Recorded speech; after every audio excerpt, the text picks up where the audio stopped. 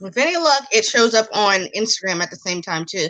Instagram, I was having problems with yesterday when I tried to do it. Yep, there it is. Instagram. I know I turned off my notifications, otherwise my phone would be blowing up. One more time. Hold on. This one. Remove that one. Save changes. All right, so we are live now. Everyone, speak for yourself. Hello, everybody. Well, as live as you get, Beetlejuice. As live as you get. You know, you're the ghost with the most, right? I'm feeling pretty lively today. I don't know about you. Excellent. Welcome to the Fake Horse Inc. Launch party for Nightmare Whispers. We're all dressed up in our holiday finery here, and we're ready to play a few games and sing some songs. No, I'm not singing any songs. Maybe Beetlejuice will sing a song. Maybe? Yeah, nobody wants me singing. Yeah. Well, there you go. You know what? I sing best solo. You know, solo, you can't hear me.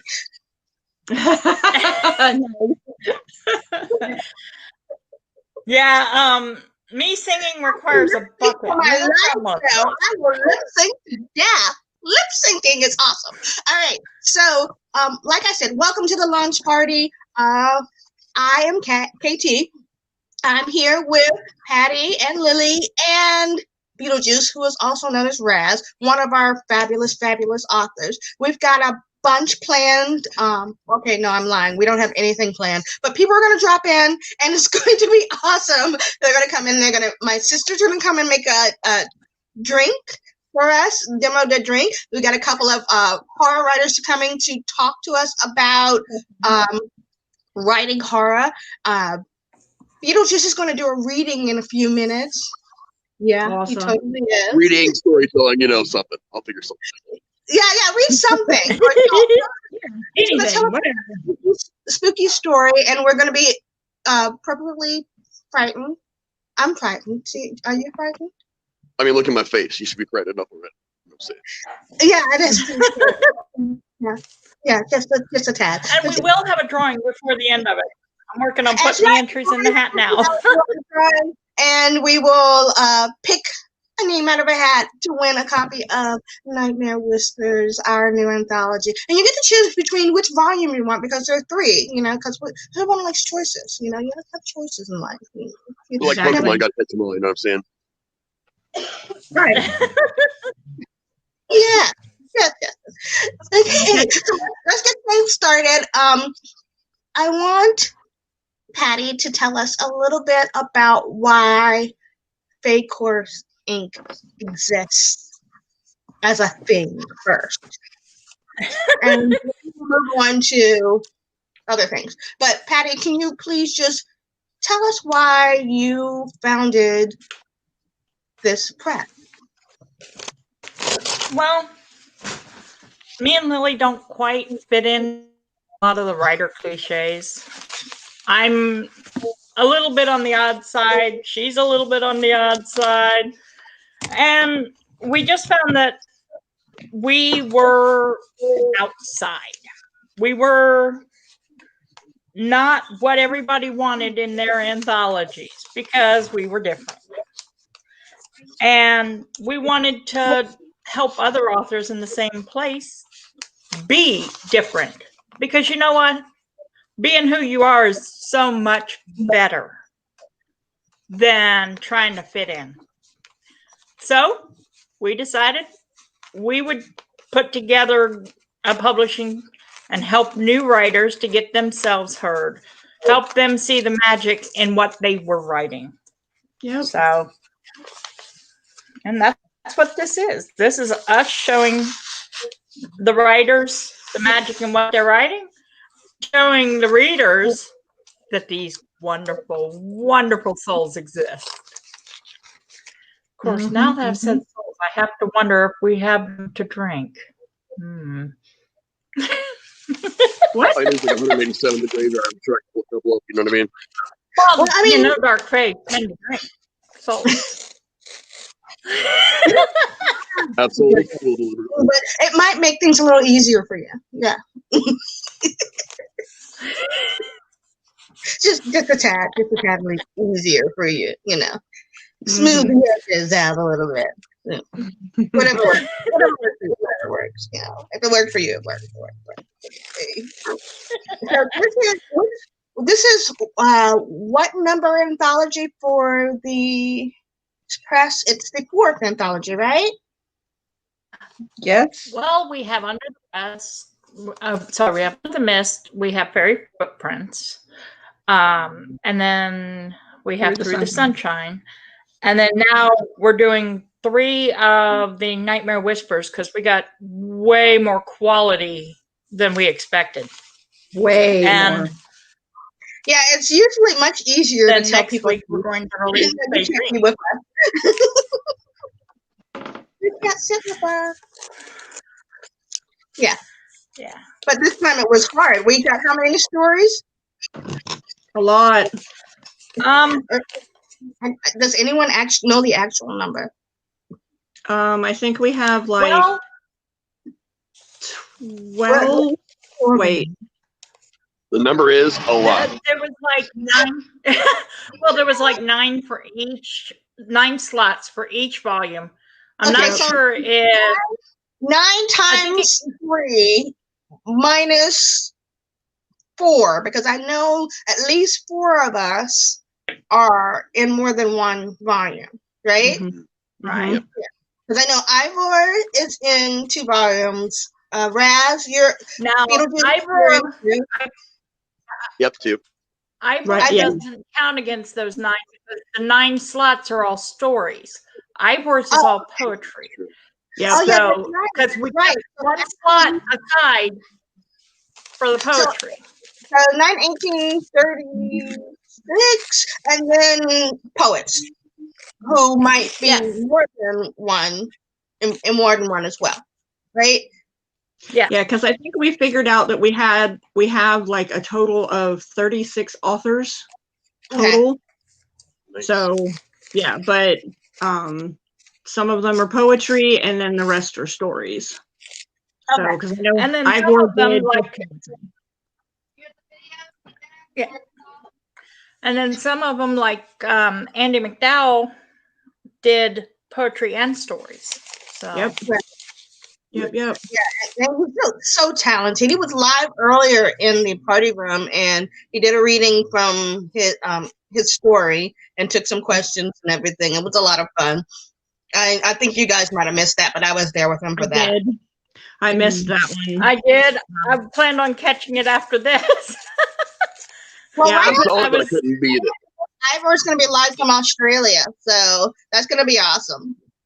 I'm gonna just watch all the replays tomorrow because then I can, watch them all, because I caught bits of Tish's. I caught a little bit of hers, but I missed everybody else.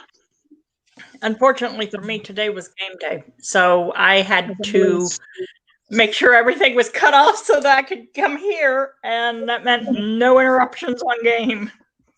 Yeah, because we went out to lunch, and then we got the final stuff I needed for my costume, and then came home, and then I worked on my edits that I have to do for CHW, and then I did my live at 5. I was only on till like 5:30 though, so I didn't take up too much time.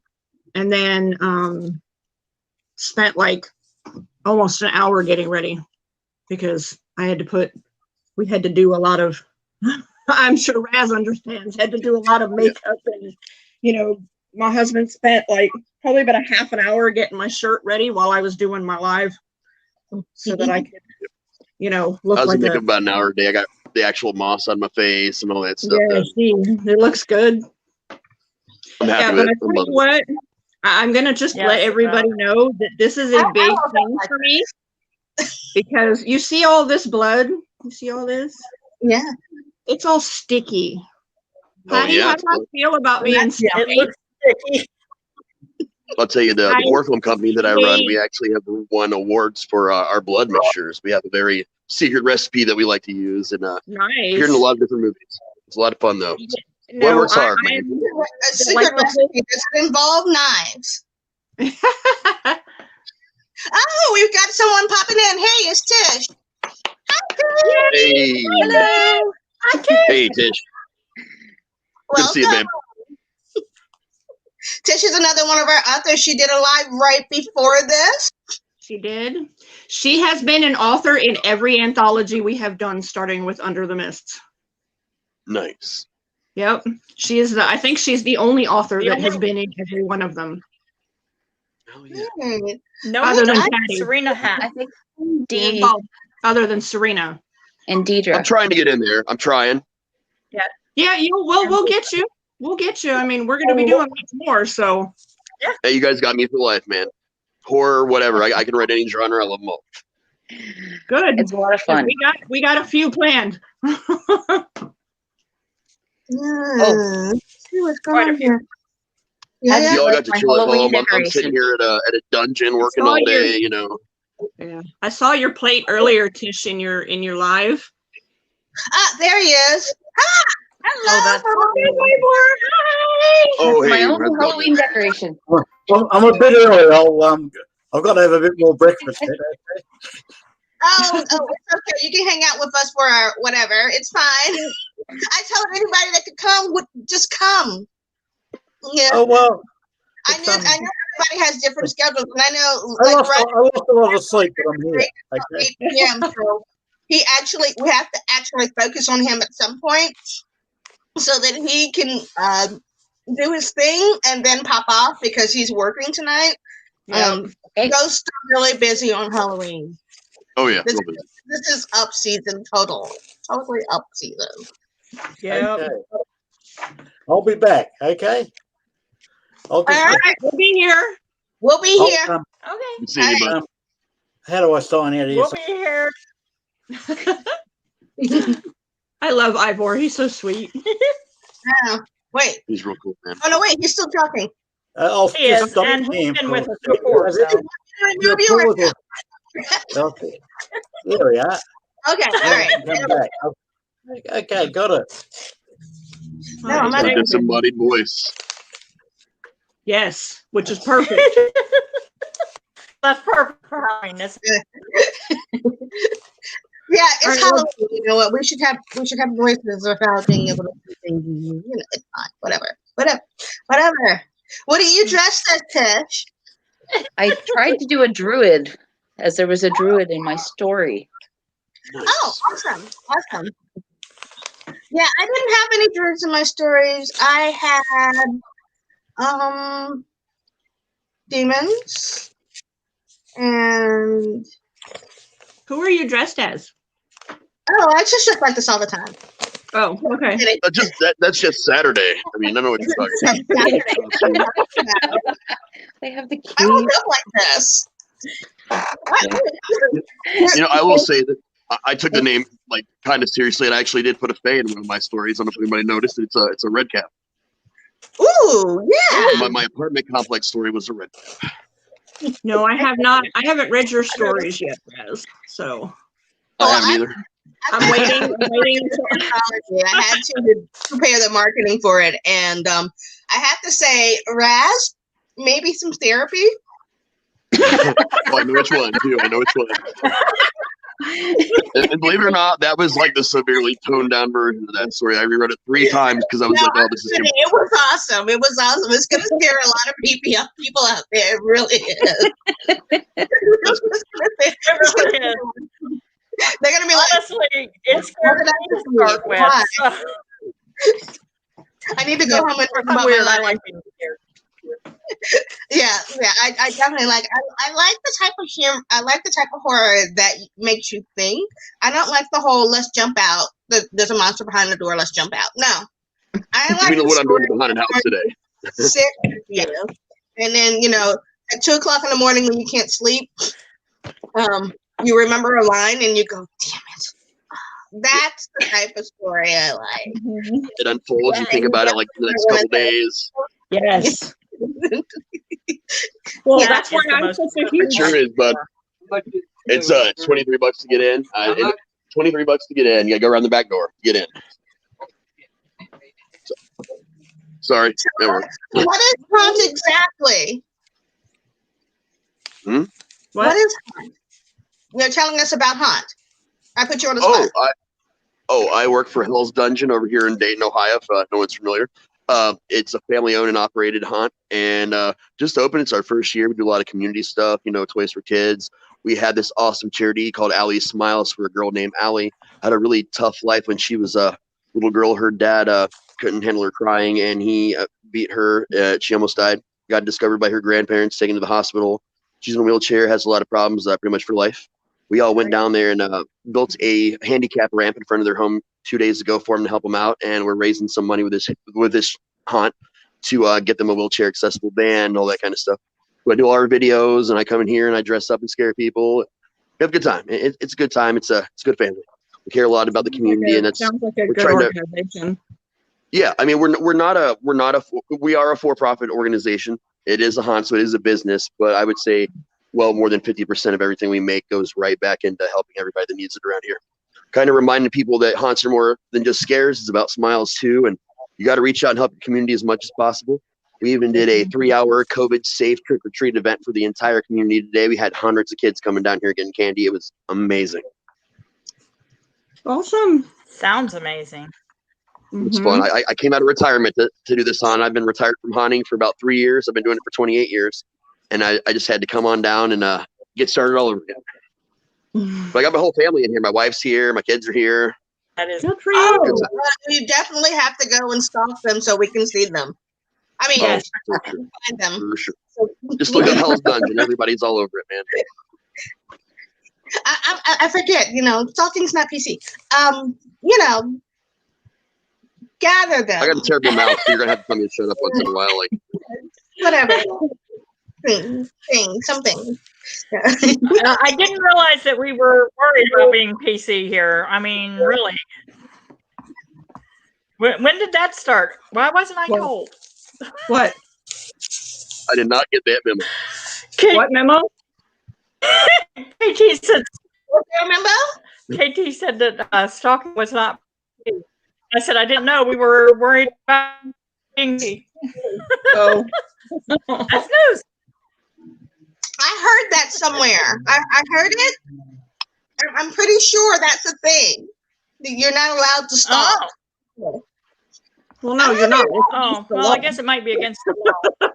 I mean, if you want to tell out. What just happened here? Don't tell Jazzy the cat. That's true. That's true, because she stalks you a lot. She hunts me and things on the other side of the window. I don't think it counts as stalking if it's a cat, though. It has to be I don't think it does. So does that mean if we dress up as a cat, that it's not counted as stalking? Loophole! That sounds right to me. I mean, lovely. That works. dig up a few lawyers, We'll make it work. Is that the furry law? That's the weather law. We don't talk about the furry law. Tish, you knew what you were in for when you joined this group. Yeah. Yeah, Tish is our horror light, I have to admit. You know, two of us for quite a few too good years. For us. Exactly, way too good for us. Yes, but my eyes are open to other things. Thank goodness, because you're going to see a lot of things and hear a lot of things that. Well, we're working very hard to keep it PG-13 here. Trying to. Right. Yeah. Yes, we are, and we are stifling our natural proclivities and working, and I get that is a very good reason. That is the 100% reason why Tish has to be here, because she reminds us that we have to behave. Yeah. we need the good foundation too. That's right. So put your knives and your whips and your handcuffs in the drawer. Tish has become Dracula. It's all about writing. It's all about nightmares. And although those And whispering. things could be used in nightmares, they really could be used in nightmares. Yeah. Well, you see what I look like. It's not my fault. That is some good blood work, though. I really like that a lot.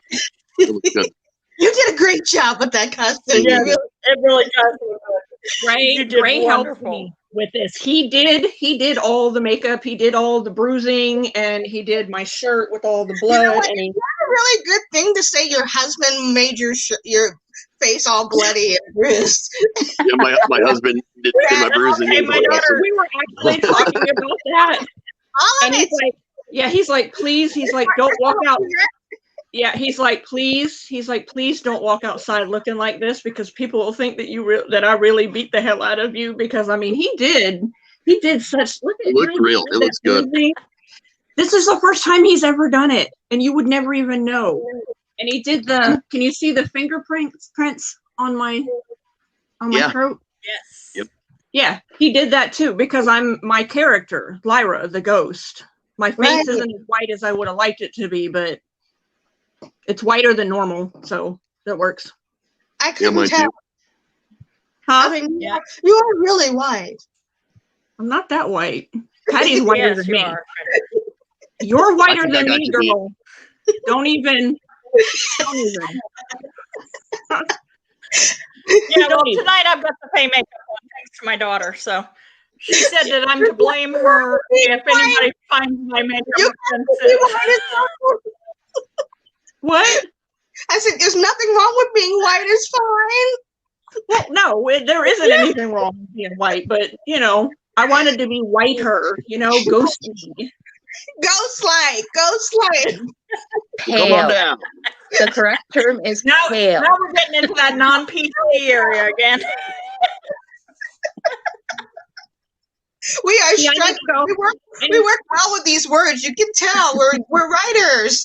Yes. We need to go to Ohio and have Raz do our makeup for us. Oh my Oh, God! Yeah. Did you do We'll that get you- yourself? There we go. I did not actually. One of my would be favorite makeup people here, fun. Aunt Miranda, did it for me today.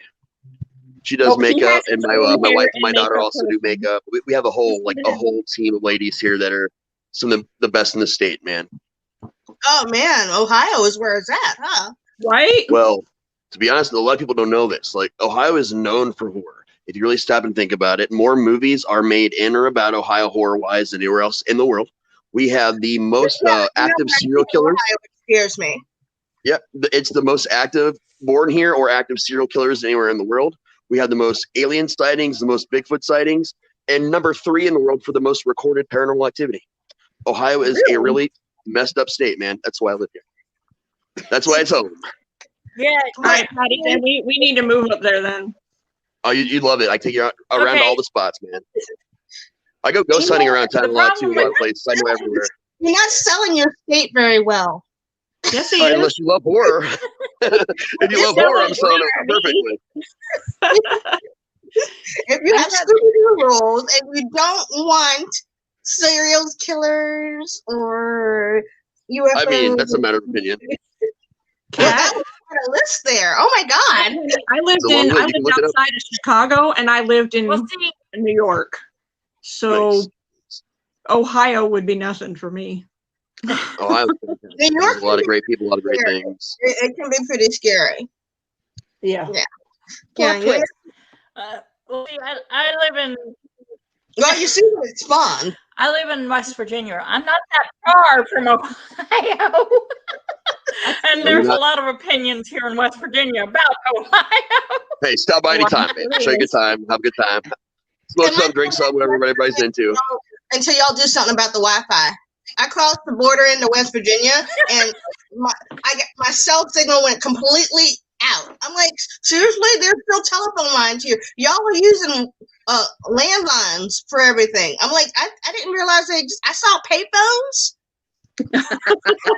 Yes. Hey, we got a yes, couple yes. left in town, but not too many. Ours are gone. See, we have great Wi-Fi because we're over here right past Air Force Base. So, like, the Wi-Fi everywhere around here is amazing. Oh, awesome. Yeah, okay, that's it. We need to go up there then. I got family up there anyway, so why not? See, I there got you a go. couple of wonderful people that I know that live in Ohio, and I would, I know a couple people up there too, other than Raz. besides you You guys. got to make it out to Dayton, though. Like Dayton specifically, we've got the best music scene, the best art scene, the horror scene. We've got communities for everything and everybody here. Works That for me. sounds amazing. That sounds amazing. So, That sounds like fun. I know we're running up on the end of your time there, Beetlejuice. Do you have anything for us? A reading, a presentation, flashing, whatever? Hey, why don't you tell us one of the ghost stories from there in Dayton? Oh yeah, Oh, I yeah. can do that. Ooh, So, yeah, yeah. not a lot of people know it, but I'm actually also a professional storyteller. It's kind of a big thing of mine. And I'm going to tell you one of my favorite stories ever. Okay, let me see if I can do this to I'm going to choose you, and I'm going to make you the whole screen. Okay. Hold on. Watch your eyes, ladies and gentlemen. Solo layout. There we go. Woo! Mastering the software. You have the floor. Nice. All right, so I submit this story to the Midnight Society, because I feel like I have to say something there. This story is called Dracula's Mask. It's most stories I know from people that know me are actually real stories or things that happen here around town in the general vicinity. So this was about 1995. There was this guy, he just lost his wife probably the year before, and it was a big thing in their family that their whole family would dress up like the Universal Monsters characters. So every year they pick out different costumes, they do it as a family. Well, this was the first Halloween they didn't have, mom with them, and the little boy was a little nervous. He was, really upset about it. So he had lost his Dracula costume at school. Some bullies, they'd ripped his cape, they'd destroyed his mask, and he came home crying about it. So they went out to Walmart. It was actually not too long after we had our first Walmart here in the area, and they had to get him a new mask. And it's actually kind of a famous Dracula mask. It's the same Dracula mask if anyone's ever seen the movie Trick or Treat with Sam. It's that Dracula mask, the old rubber, like weird looking Dracula mask.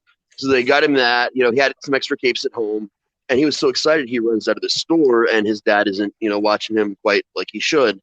And a truck goes to the parking lot and hits the kid. And he died. I mean, it ran flat over him. His dad is just completely in shambles, and he picks up the kid's Dracula mask, and he just walks away. Now, this is all over the news. Like, everybody, obviously, in the community is trying to get together. We're trying to find the dad. We're trying to be there for him because, a lot of us knew him. They were in the haunt industry. They were a big part of our community. And he just disappeared. And then there's a couple local graveyards, one that you're actually allowed to legally be in at night here around town. And, a bunch of us kids would go and hang out, obviously, and do things that we won't talk about on a live stream. And it was reported that there was what appeared to be an adult in a Dracula costume who was trying to play hide and seek with kids in the graveyard. And I had this buddy of mine who thought it'd be really funny to go there by himself one night and try and find him and play hide and seek. The thing is, that was back when we didn't have cell phones. Not really, anyway. We had pagers. At best, we might have a pager. For all you kids that don't know what a pager is, look it up, use the internet. You got it on your phone right now. We didn't have that back then. So we got a phone call on the landline, the old landlines, that he was going to go down there, and he never came back. We never saw him again. He went down there, I guess, that night. The next day, he didn't show up to school. We got calls at home from his mom trying to figure out, where he was, what was happening, and nothing. So me and my other friends decided that we were going to go and look for him, like, the idiots we were and mostly still are. And we go to this graveyard, and it's the same graveyard. We've been to this place a million times. So we go there, and within the first probably 10 minutes of looking around, we find him. And he's just standing there in his Dracula mask. And he says, do you want to play hide and seek? And I said, well, no, I'm good. But my friend said, yeah. And he said, what I'm going to do is I'm going to go stand around there beside this mausoleum, and I am going to count to 60, and I'm going to come find you guys. So I hid under my friend's car, which was like maybe 25 feet away from this guy. I figured, if I'm hiding under the car is a good spot, he's probably not going to notice. And my other two friends kind of wandered off into the graveyard in different areas. Well, he counts to 30, and I immediately notice him, kind of peek around with the mask. And he's really awkward. He was like really quiet. His voice was not very loud at all. You had to kind of stand close to even hear him when he spoke. And I see him turn around, and I see his feet. He's getting close to the car, and I'm like, well, shit. Obviously, he's obviously going to know that I'm here. But okay, somehow he didn't see me, and he just kept walking deeper into the graveyard. I lay under this car for a while. I'm probably under this car for maybe, I'd say a good 15, 20 minutes. And I see one of my friends start running towards me. And he's got blood on him. And he's, it was around Halloween, but we were not wearing costumes. And he's screaming, get in the car, get in the car, get in the car. And I go to get in the car and the doors are locked. Because our friend who's not there with us was our driver and he had the keys. So, yeah. So I run back. We're looking for him. And then we see the guy in the Dracula mask. And he's just, completely covered in blood, completely head to toe. And my friend that's got blood on him couldn't even articulate what was happening beyond not knowing where the keys are. So we make a run for it. We run out to the main area past the caretaker's house, who was the first night I'd ever seen the caretaker's lights not be on. He was a really nice older guy who would just come on and talk to you if you were in the graveyard.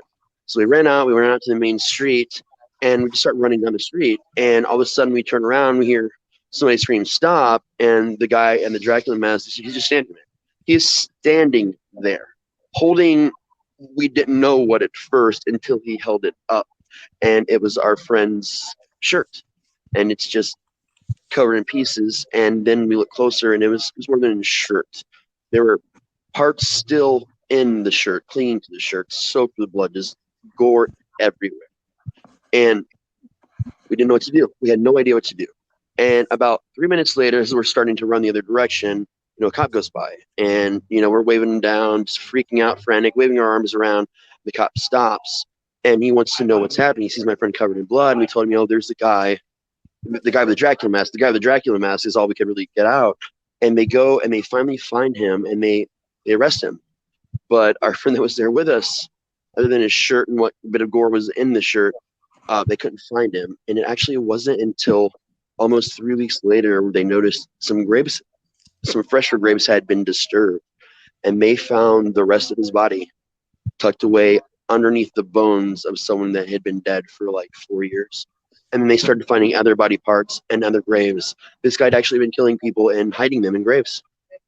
And it was traumatic. Obviously, it was a terrible experience, and it's one of those things that kind of marred that area of town for years to come. I don't even know if many people still remember it or talk about it, but every time I see that Dracula mask, I feel like I can't sleep for a week. And nothing bothers me ever. Nothing freaks me out, but that mask. And when I saw it in Trick or Treat, I about had a meltdown because I had not really seen that mask used anywhere, right? Since that day.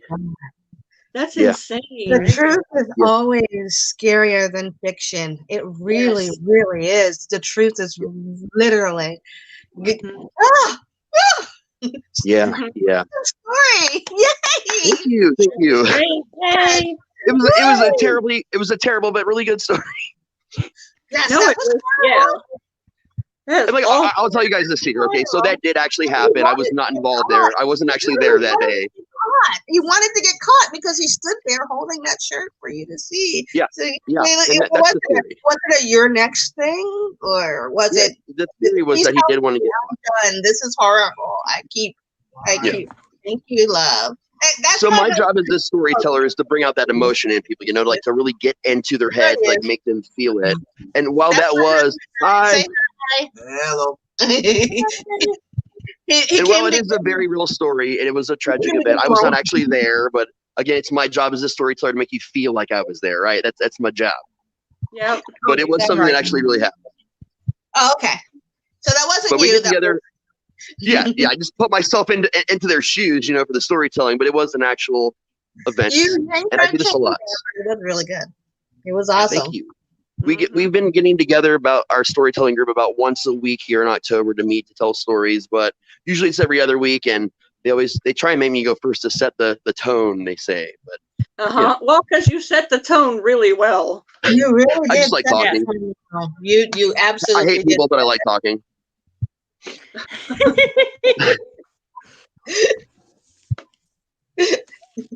Definitely. That was awesome. Mm-hmm. Thank you. Thanks very much. Is your wife and kids there? Are we going to see them? Is your wife? I have no idea where they are. They might be in the makeup room. I can actually. I'll walk through right now and see who I can find. Okay, so here's a question. How long do we have you? Probably for another 15, 20 minutes. Okay, cool. All right, so just hang out. Oh, hell yeah. So it's time for our first game. Lily, take it away. Did you have the game? Or was it Patty? I don't have anything. I didn't have the name. I have been so focused on What? everything else that nope. I'm actually going through the hunt to find people right now. Okay, we will come back to that. Let's go to Ask Me Anything. Oh, There oh, we oh, oh, There we go. oh, oh. Oh, Tish wants to ask a question. No, I want to answer a question. Oh, yeah, I would okay. like to answer questions too. So All right. That's a good thing to do. someone asked me a question. I've got some questions here. They're for our writers here, and I will ask Tish the first question because she was so excited about me asking anything. She made the monkey noise. She has to go first. Yeah. Okay, so Tish, in your story, you continued your story about that you had in Through the Sunshine about the fairyland, the fairy war. So here's the question: why are they fighting? Why are they fighting? It's the classic dark versus light. The dark is fighting to take over the city, but because they don't work together, the light always wins the fight against them because they are able to work together as a team to overcome the dark. But the dark doesn't want to be light, so they keep fighting against the light in their own small pockets. Okay. I think Phil just sits down with somebody to look at, and then We can find somebody. They're Raz. What do we got here next This year? is my boy Matt, Hey, Matt. aka Gravedigger. He works in the graveyard with me. He digs up the bodies after I bury them. Nice. We need a body. He's the one to call. Yep. He knows where all my bodies are buried. All right. Oh, he knows where your bodies are buried. That's good. Did you really be telling us that? Yep. None of this is accessible in I a just quarter. see some people as we go by and makeup getting ready for the night. None of it. Not even a little bit. So is this is the makeup room I of the think we're hospital? fully like 20-some clowns. No, No, it's please. a lounge. Oh, it's a lounge. That's just where everybody goes after me. Hide the code.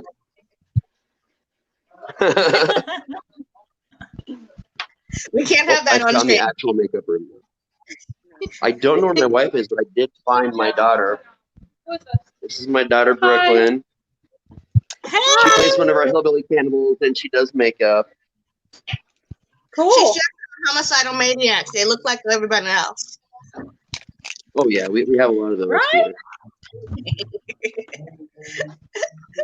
Okay, next question is for Sin. So, Sin, you've got more than one author name. Do you have a different author name for each genre? And if so, what are they? Well, my actual name, Cindy Walter, is that's for my children's books. That's what I did both of my children's books for, and that's what it stays at. And then I had changed to R.B. Pilcher, and then I just didn't feel right. So Lily just kind of popped up, and then I used my my biological mother's maiden name as her last name. So and what I didn't realize when I made the name was that, because I had forgotten that I actually have I have to think about it. My great grandmother, I think, it's either my great grandmother or my great great grandmother's name is Liliana. So that was actually kind of because when I made my my author account, my aunt, who I'm named after, actually pointed that out. She's like, you have a great grandmother named Liliana. I'm like, oh my gosh, I completely forgot about that. So yeah, so my Lily M. Snow is for everything else I write. My fantasy, my horror, my anything that is not considered in the young genre.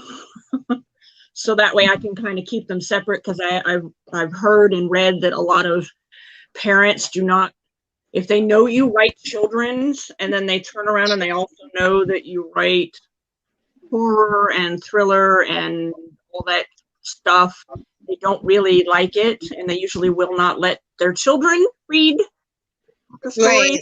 It's like, yeah, we're gonna separate these two. So yep. So there you go. That's it. So we got. Is this the wife? Is this my wife? Hello. This is Michelle. My wife. Hello. She puts up with me every day. Oh my God, are my hands really that red? They are. Blood. That's right. My husband's hands look the same. See? Oh, I've been goring people up all night. Yep.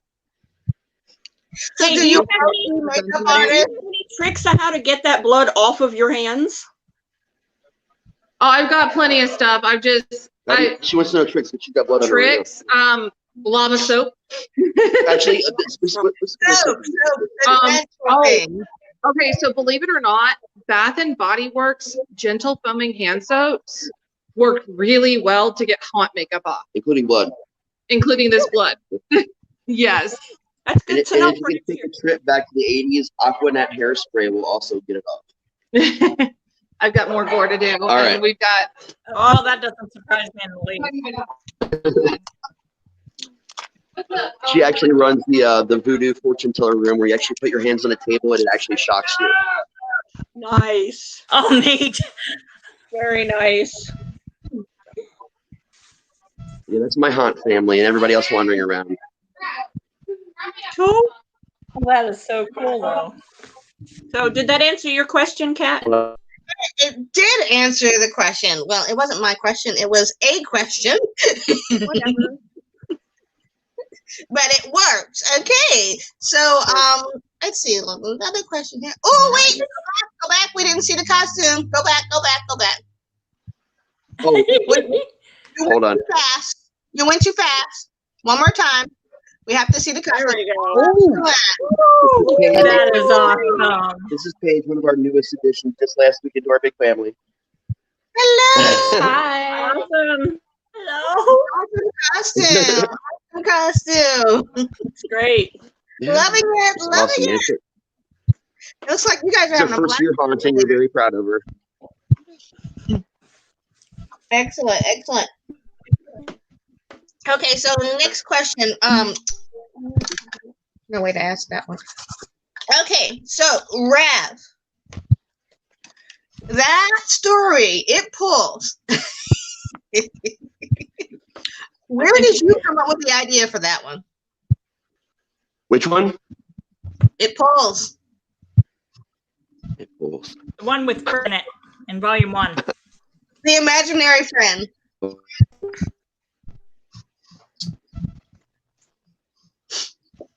He keeps freezing. Yeah. It's so much concrete.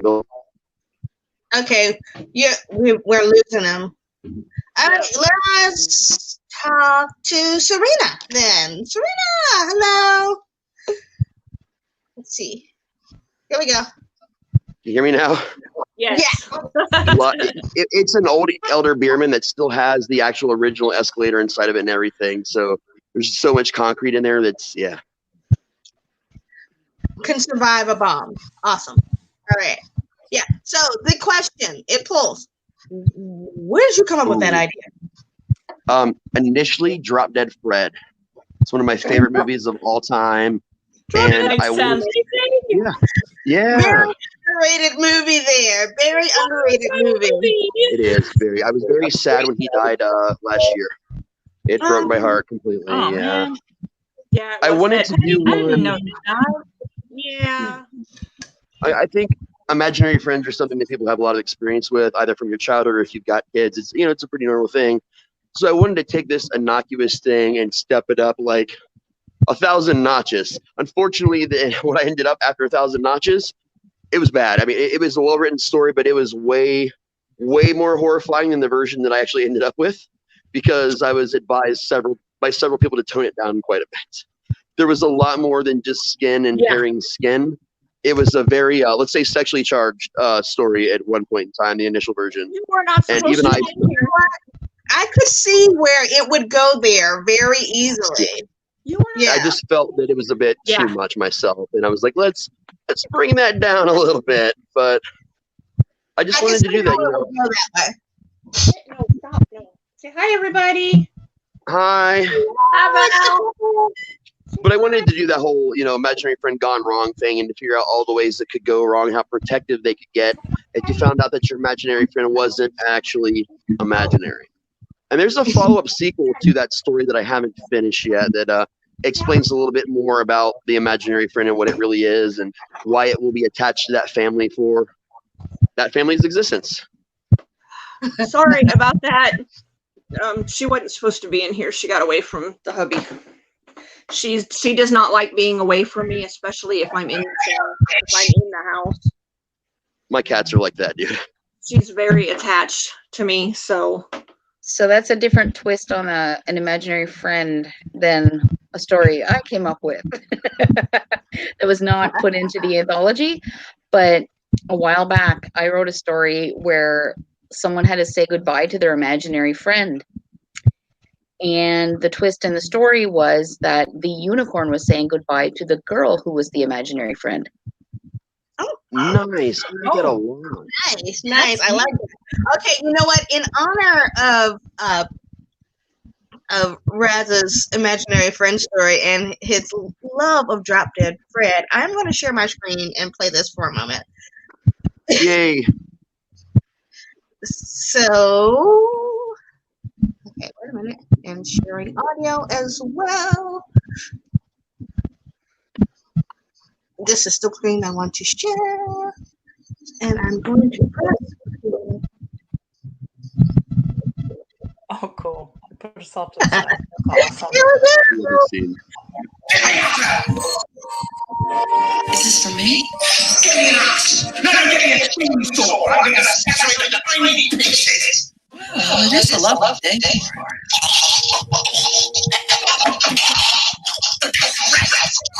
She killed me with the death rat! Be gone, evil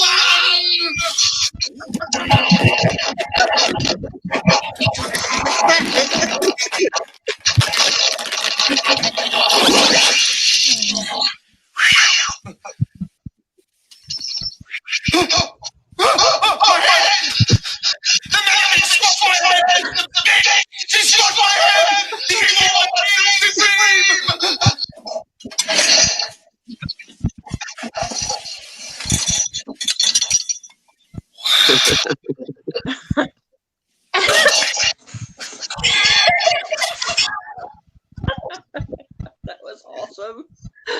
Not a lot of people know this, but the description that I use of the imaginary friend is his original description, because initially he was supposed to have had a purple top hat, but they could not find a top hat that would properly fit his head. And the one they tried to use when they first started filming, he hated it, so he destroyed it. He destroyed it so he didn't have to wear the prop. They did the whole rest of the movie without it. That's awesome. He destroyed it so he didn't have to wear the prop. They did the whole without it. That's awesome. He destroyed it so he didn't have to wear the prop. Dang it. Trying to read the comments and it keeps playing the video. All right. Wait, what happened? Why am I getting an echo all of a sudden? Is somebody watching? Watch while we're. I'm sorry. Okay. I was looking to see what the comments were and it wouldn't stop playing.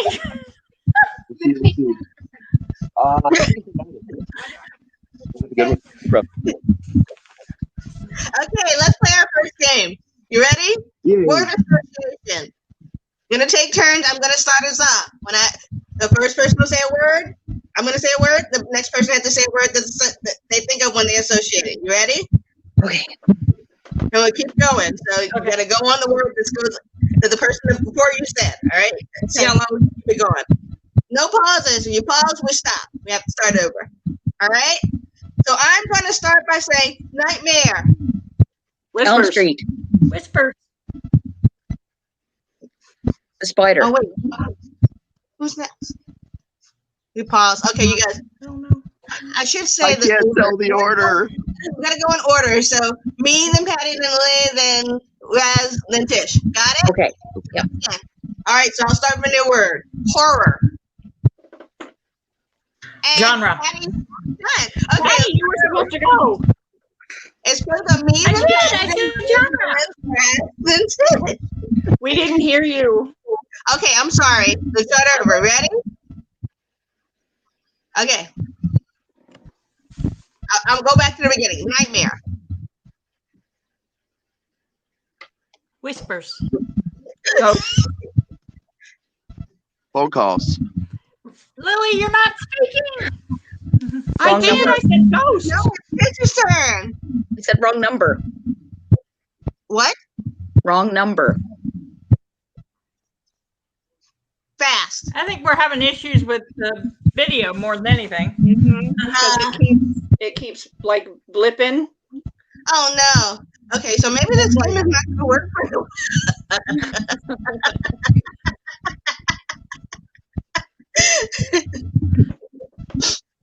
We got about 10 minutes before our first our demo starts with my sisters. Raz, is there anything else you want to tell us about the haunt? Honestly, support your local haunted houses, guys. If you're in Dayton, Ohio, come and see Beetlejuice here at Hell's Dungeon. You can marry me in the graveyard. We'll have a good time. You know, nice wedding reception, of course. But you know, if you got a lot of charities, a lot of haunts do charities, please support them, show them some love. There's a bigger community called Hunters. I think it's Hunt Without Hatred or Hunters Against Hatred. Basically, Hunters Against Hatred is a big organization that we also kind of do stuff with, and the whole point of them is to love everyone in your community, regardless of their religion, anything about their lives. It started about the LGBTQ community and has just expanded since then. And you know, Haunt's about love. It's not just about scaring people. It's not about just smiles. It's about loving everybody and respecting your community and everybody in it at all times. And that's something, especially in horror, you'll notice that is really the biggest part of horror, because horror is all inclusive. Horror does not care who or what you are. We will scare you, kill you, whatever we got to do to get the job done. But we love everyone equally, and we hope to inspire everyone else to do the same on a daily basis. Not just during haunt season, but every day of your life. That is excellent. That is really, really awesome.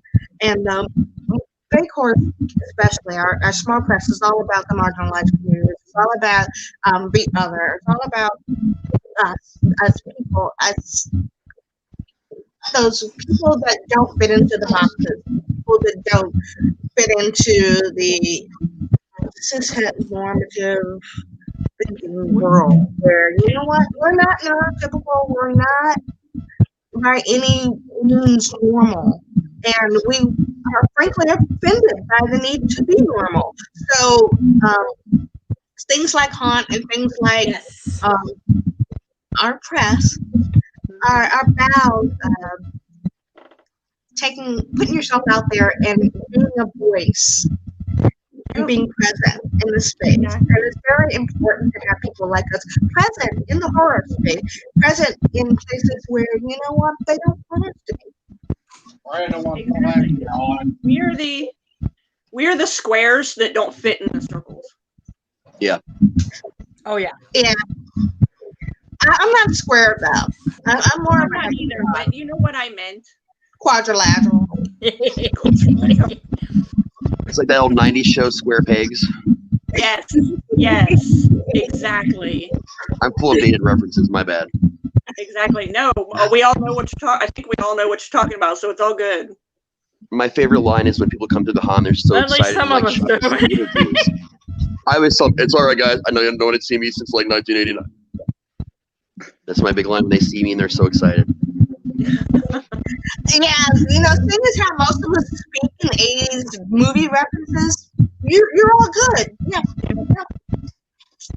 We end arguments over here with Princess Bride. So. Oh, I do it too at home. I love Princess Bride. Awesome. You know what? I think that is like the litmus test. If you don't follow and subscribe, then there really is something wrong with you. Honestly, other than horror, like 80s is my life, and my other big thing is Harry Potter. I actually have you can see my Harry Potter tattoo or not. And it's just so amazing that book just sprang out of nowhere with no author or anything else. It just appeared so that we could all find it. Isn't it wonderful? Totally. It's how you connect with people, you know? Definitely. Well, guys, it's showtime. I got to get out of here. I got some people to bury. I got some things to do.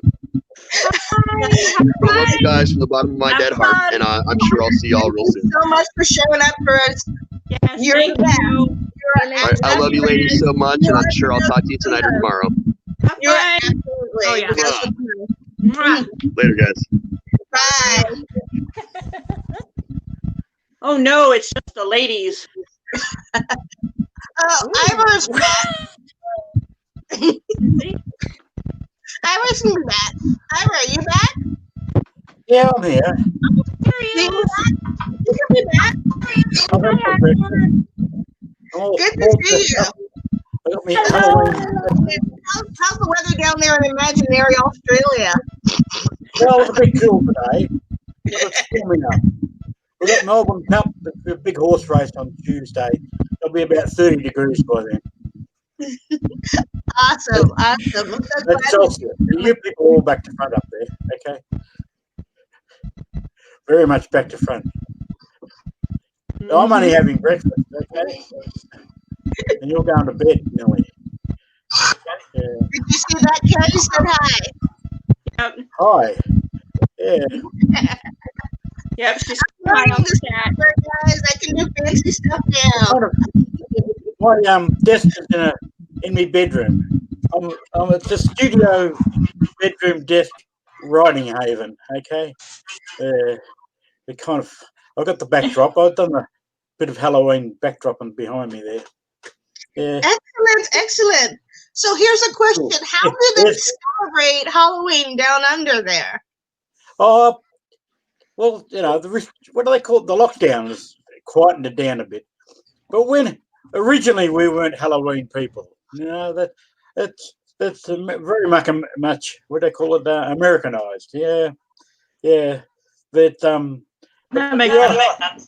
the Irish, they originally started way back then. I think it's a religious Druid festival, you know, the harvest and all that sort of stuff way back. And I suppose you blokes end up with too many Irishmen over in America, eh? Yeah. Not that I'm Irish, although we don't know. My my old great granddad was from that between Ireland and what do you call it? Scotland. He was a convict, and he was way back down here in Tasmania. So we've been the family's been here for a while. What do you call that? Mid 1800s, yeah. So he got out of the prison after serving 20 years or whatever, and he started up a family when he was about 40. Had 10 kids, and that was my great-granddad. And great-granddad had 10 kids, and my granddad had 10 kids. Dad only had 4 kids. It's a lot of kids. That is a lot of kids. There's certainly a lot of it around. There's a lot of it. I've got cousins over in Philadelphia. Yeah, which I went over there. I think some of you might know that. I went over there May last year. I was in Philadelphia, New York and Philadelphia for about 5 weeks overall. It was a good time. Run into all the Rellos. Then my dad's sister, she married a Yank in the war, and they moved back to Philadelphia. Way back. Yank? Yeah.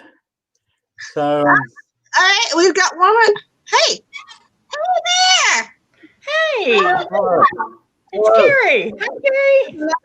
Authors, hello there. How are you? Doing good. It's my birthday. Happy birthday, And I got Happy nothing but birthday. so Oh, it's so awesome. Happy birthday. Halloween birthday. Hey. did you just ask how old I was? He's 12. I'm a bit tired, but I'm here. He said Halloween birthday. Okay. You're only as old as you Well, feel. I've gotten used to the Australian accent. One of my boyfriend's favorite YouTubers. I haven't got an accent. You people have got the accent. Okay. I believe it. Yeah. I like They that. under- I don't they care. understood me. They thought I was when I went to New York and you go into a bar I'm over there and they that think we you're over Irish. here in Maryland speak quite a bit differently than the rest of y'all do. But whatever. They kind of think I'm Irish over in New York. But we get away with that, okay?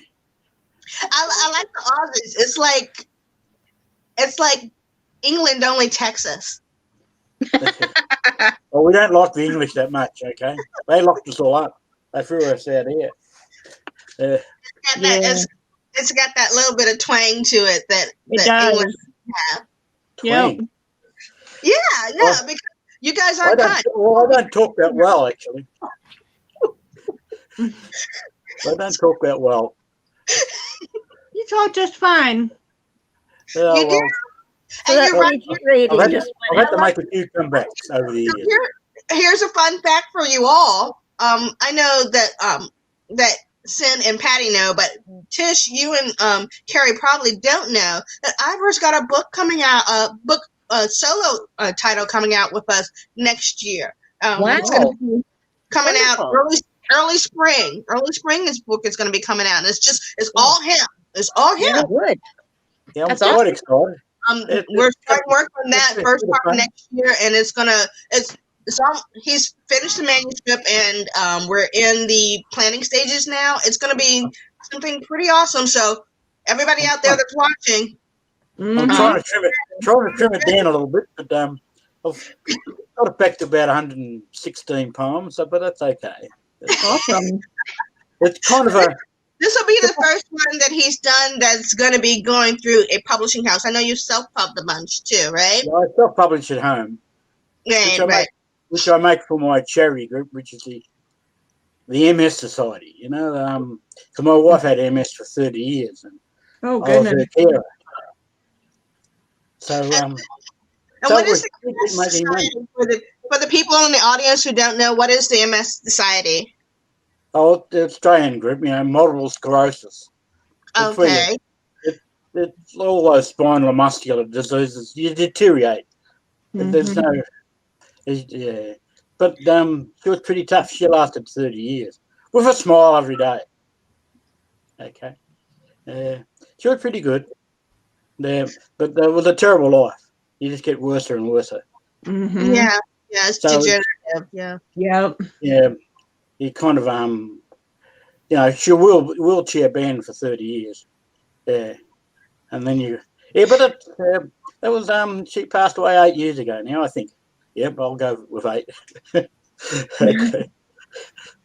And but I've had an interesting life looking after her, and because I started off as an industrial chemist. Really? Yeah. Wow. Way back. And then that was way back when a man was younger, and graduated.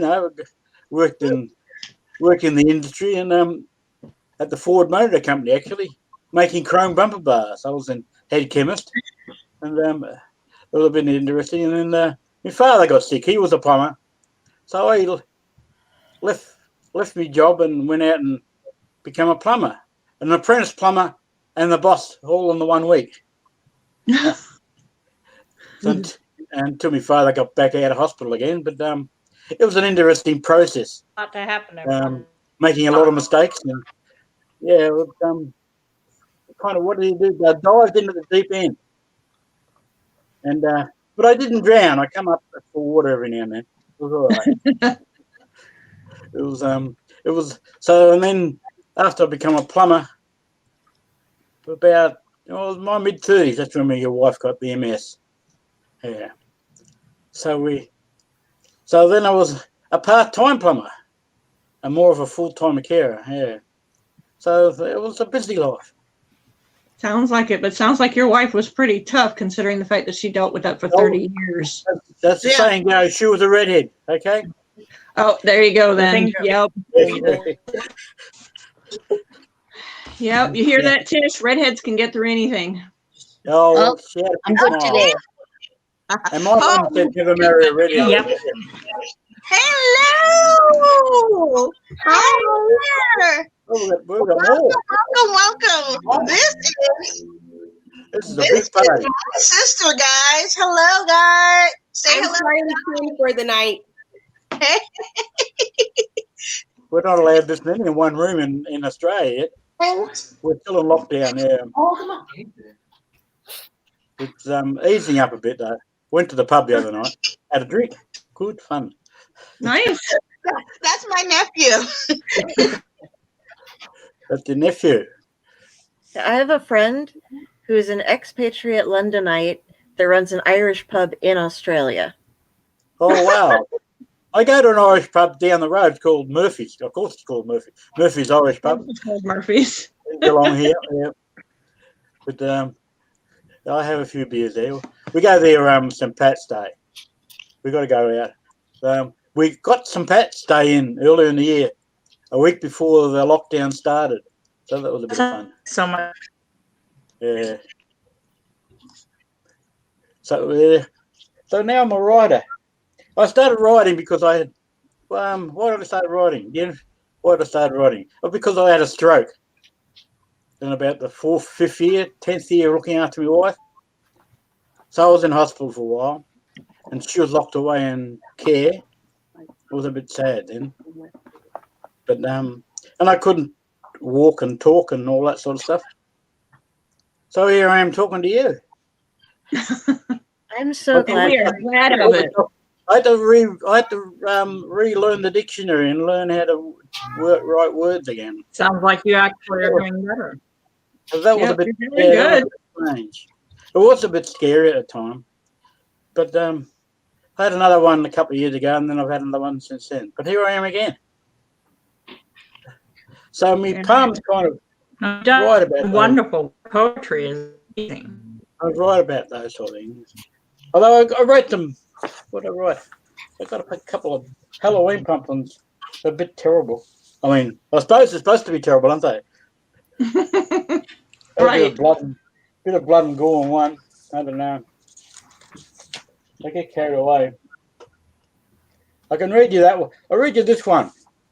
You want to hear a poem from Ivor? Of course. Yeah, you do. Yes. It was on a prompt. One of the ladies over in England, Sue. And then she calls herself Sue Nana on the farm. She's up in Oxford somewhere above London.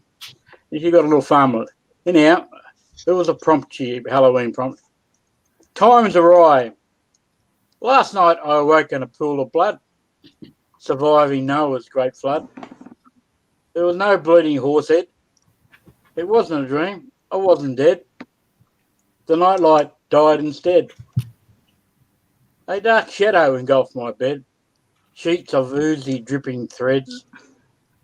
A dark flowing red, from where I dread, petrified, motionless, I spread.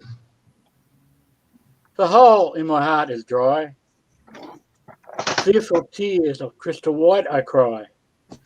My bloodshot eyes are weeping, time's awry. Puddles of gore descend from the boar's sty. Visions of devils and angels pass my eyes. I'm not ready to say my goodbyes.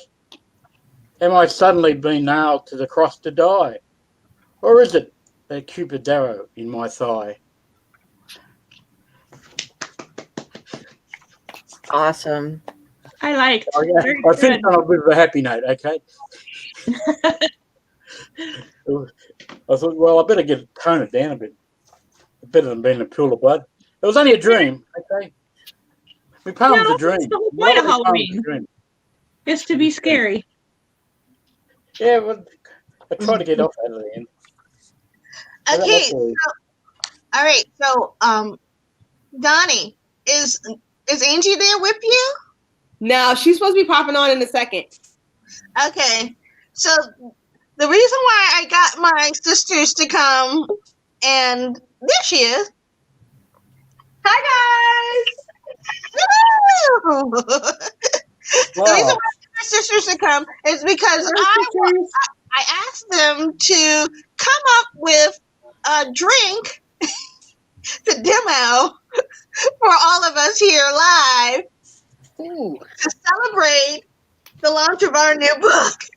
So you got 3 of the 5 Tinny sisters. There's 7 siblings altogether, but only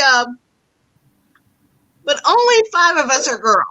So you got 3 of the 5 Tinnies here, and 2 of them are going to do what Tin girls are know best for.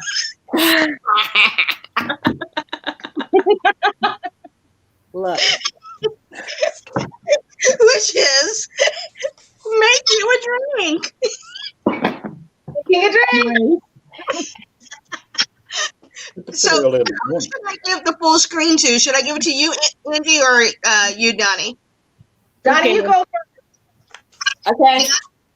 Are you guys going to do 2 different drinks, or are you going to do 1 drink together? We are what? 2 different drinks. 2 different drinks? Okay, so Donnie gets the screen first, and then Angie, you can do next. This cannot be big. Oh, wait, Donnie. There we go. There you are. I think I need a bigger pouring container because I think my drink might be bigger than this. I haven't tried to make this yet. Disappear. We got the full group chat before she disappeared. All right, wait a minute. Let me go back to the other view while we're waiting for her. She's not ready. I know. Look, in my defense, I've got everything set up and ready to go. The party is already started. Go first. I feel like you should go first. I'm ready for real this time. Are you really? Yeah. Okay. Sure. All right. Take it away, Dan. All right. So we're calling this one the Harley Quinn in honor of who I'm dressed as tonight, Harley Quinn. So we are starting with, I can't open this. Can you open this? We're starting with technical difficulties. Technical difficulties, yes. Okay, starting with Malibu. Malibu. Yes. It says 1 part, but I'm going to do 2 parts of everything because twice the fun. I'm twice as far away, that'll do. 2 parts Malibu. Or 1 part Malibu. How about that? Who's counting? 1 part Patron. Ooh, Fancy. Well, now I'm having trouble connecting. Goodness.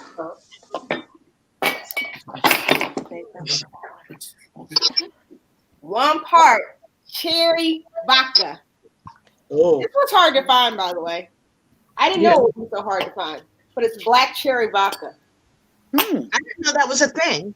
Yeah, I found it in the recipe, and then I was like, oh, I got to find it. And I can only find that miniature. You know I wouldn't buy a miniature bottle of anything. That's a waste. Okay, yes. 1 part pineapple juice. It says 3 parts, but I use coconut rum instead of regular rum, so I'm only going to do 1 part. And then they come from Australia, didn't they? Coconut. We have a splash of grenadine. Just a splash. And now I'm going to pour this into the shaker. Look at that. It's beautiful. Oh, it's a perfect pour, y'all. Perfect pour. It'll be nice if you can see it. Oh, I'm sorry. I'm bad at this. I'm shaking it up. Angle the camera. Taking it up. Okay, wait.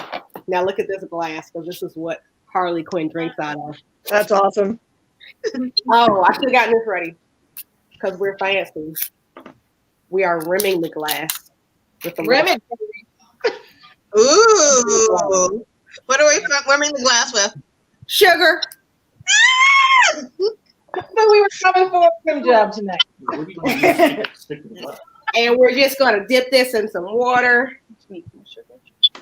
She probably needs more sugar. She's gonna. She's doing a horrible job here with this glass.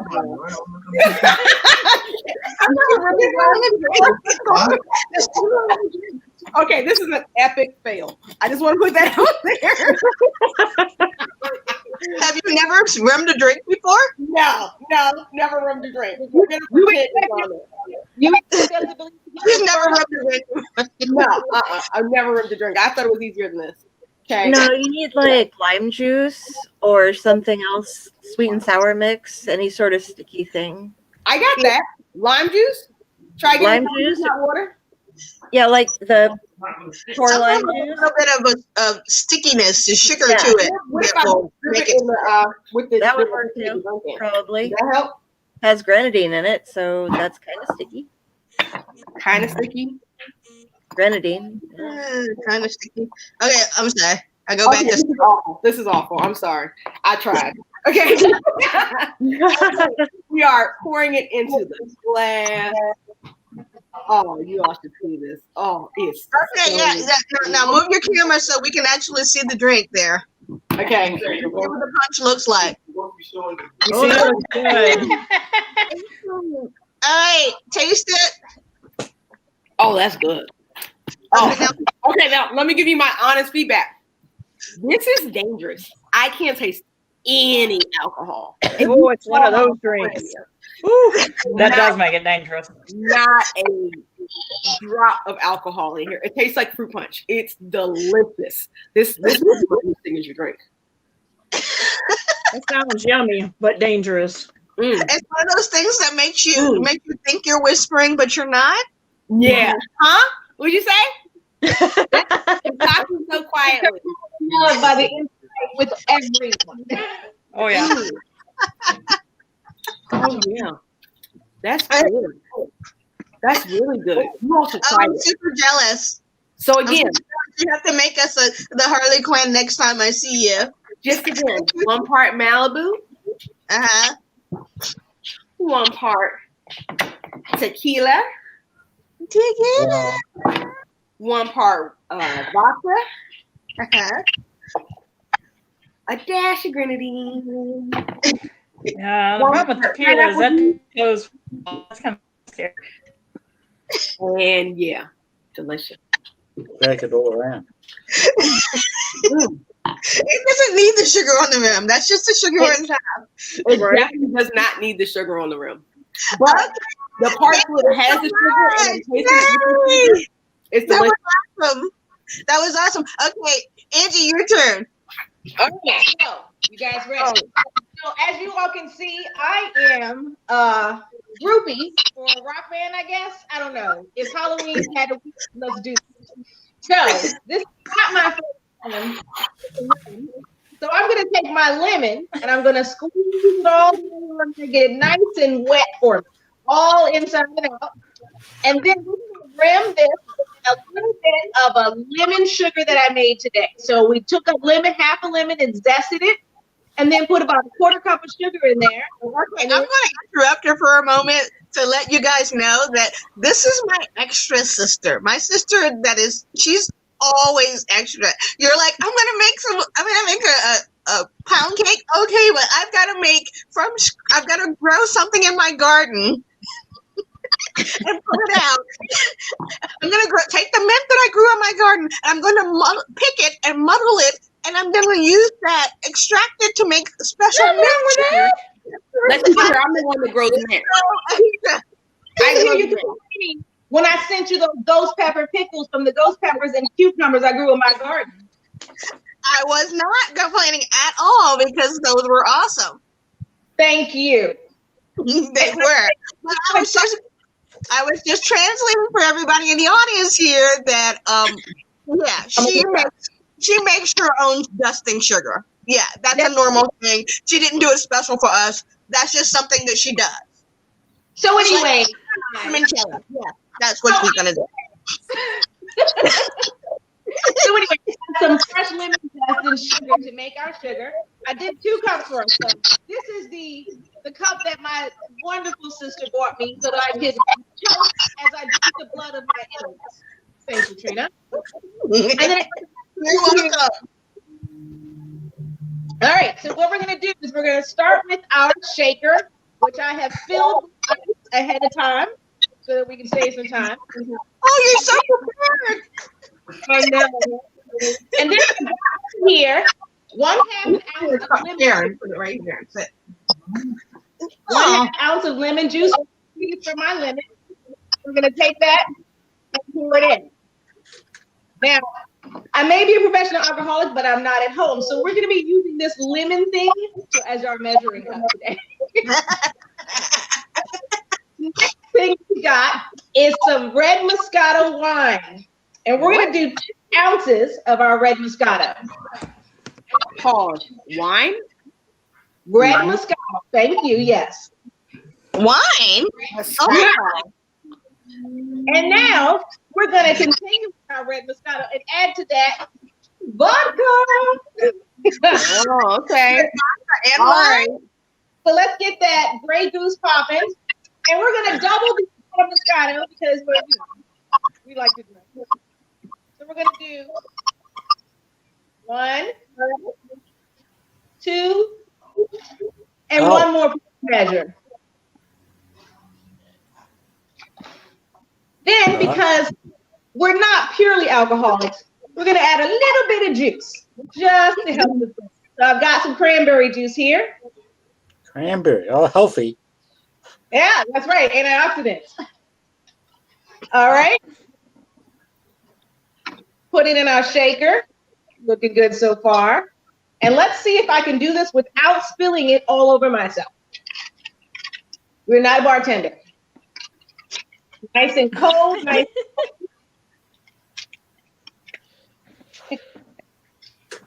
And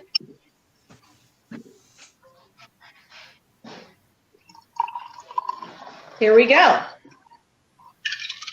I'm going to drink from the cup where I drink my blood of my enemies. But here's one so you can see how it looks. I also like to keep my alcohol cold, so I froze some grapes ahead of time just to plop those in. We don't want it to melt. And keep our drink nice and cold the entire time. And here you go. We got us a groupie. And is that the Nightmare Whispers? This is the Nightmare Whispers. That's right. Woo! All right. Wow. Awesome.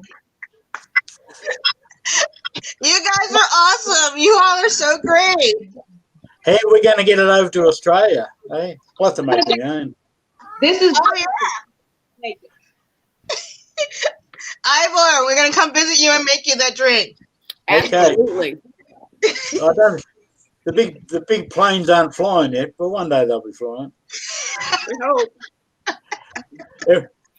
My cousin was going to come over in Easter time, but the planes, they were all stopped flying by then. Yeah, so she's missed out. I don't know when they're going to get back. Yeah. One of the wonderful things about this anthology is the fact that we have got authors from all over. We've got authors from Scotland. We've got authors from Australia. We've got all parts of the United States. We've got Canada over there with Tish and Bryony. I mean, we are a virtual United Nations of not normal people that have come together We also have Ariana who's in. write stories and scare people just because that's how we work. Yep. I've got now the girls are here drinking. I think we should celebrate with this. Well, I came home from the pub a couple of nights ago. The first night we're allowed out for a drink, and actually visit the hotels. So I came home and I was a bit, probably half drunk when I wrote this poem. But I didn't change it much in the morning. Okay, because I had too much of a hangover anyhow. I'm discombobulated, listing and frustrated, all out of body stink, and my right hand spilling drinks, quietly waiting for the great spirits, you girls, to observe another of my wobbly exits. The waddling penguin has seen it all before, wondering how I found the front door. Despite my obvious lack of faculties, confused, I ponder about the world's disabilities, to collectively listen and comprehend that the future depends on a cohesive blend. I had a big message at the end, okay? Even though we're drunk, we can still save the world, okay? Exactly. The boys are all drinking at the pub and we're all discussing how we're going to solve the world's problems, as you do. As you should. Like you as do. You should be. But that's what getting together, that's what we miss most during this lockdown and isolation, is meeting people and chatting about the world itself and missing your mates and all that sort of stuff. Yeah. Exactly. Yeah. Yeah. We have enough alone time without being forced upon us, don't we? Yeah. Carrie, you reading us something tonight? I did in my other thing, but I could once again read just the intro paragraph. Mike? Okay, so Carrie's going to say, oh my God! Oh, look at it, so pretty! They look great. Before I come to Australia. They look great. So, has anybody else gotten their physical copies yet? Their I haven't ordered any yet. Yeah. I realized when Carrie posted a picture of hers that I hadn't actually put the order in for mine.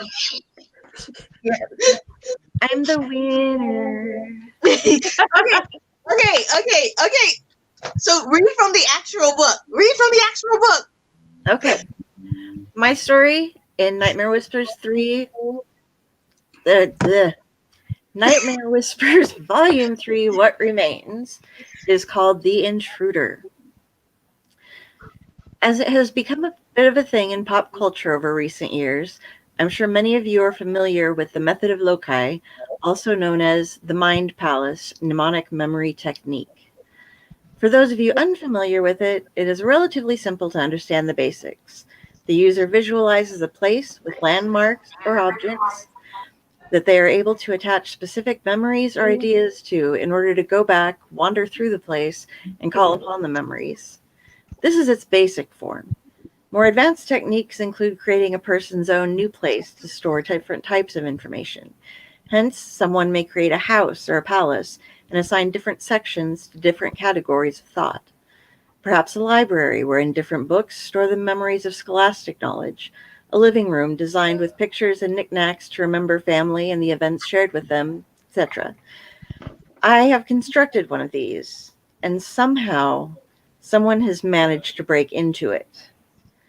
I would like to start by explaining my particular construction, and as I get caught up, I shall begin chronicling things as they happen, my efforts to try and find this intruder in my mind and to rid myself of them. Yay. Her story is so amazing. I got to edit it. It was so great. I'm glad you enjoyed it. Mike, welcome. Good evening, Mike. Hello, Mike. You know everybody here as our authors and our publishers, and also my sisters. Well, we can only see one of them at the moment. Yeah, the other one's drunk. Is anybody getting any lag at all? Just curiosity. Yeah, we've been having issues all night, so it's not just you, Mike. Okay, then, just making sure.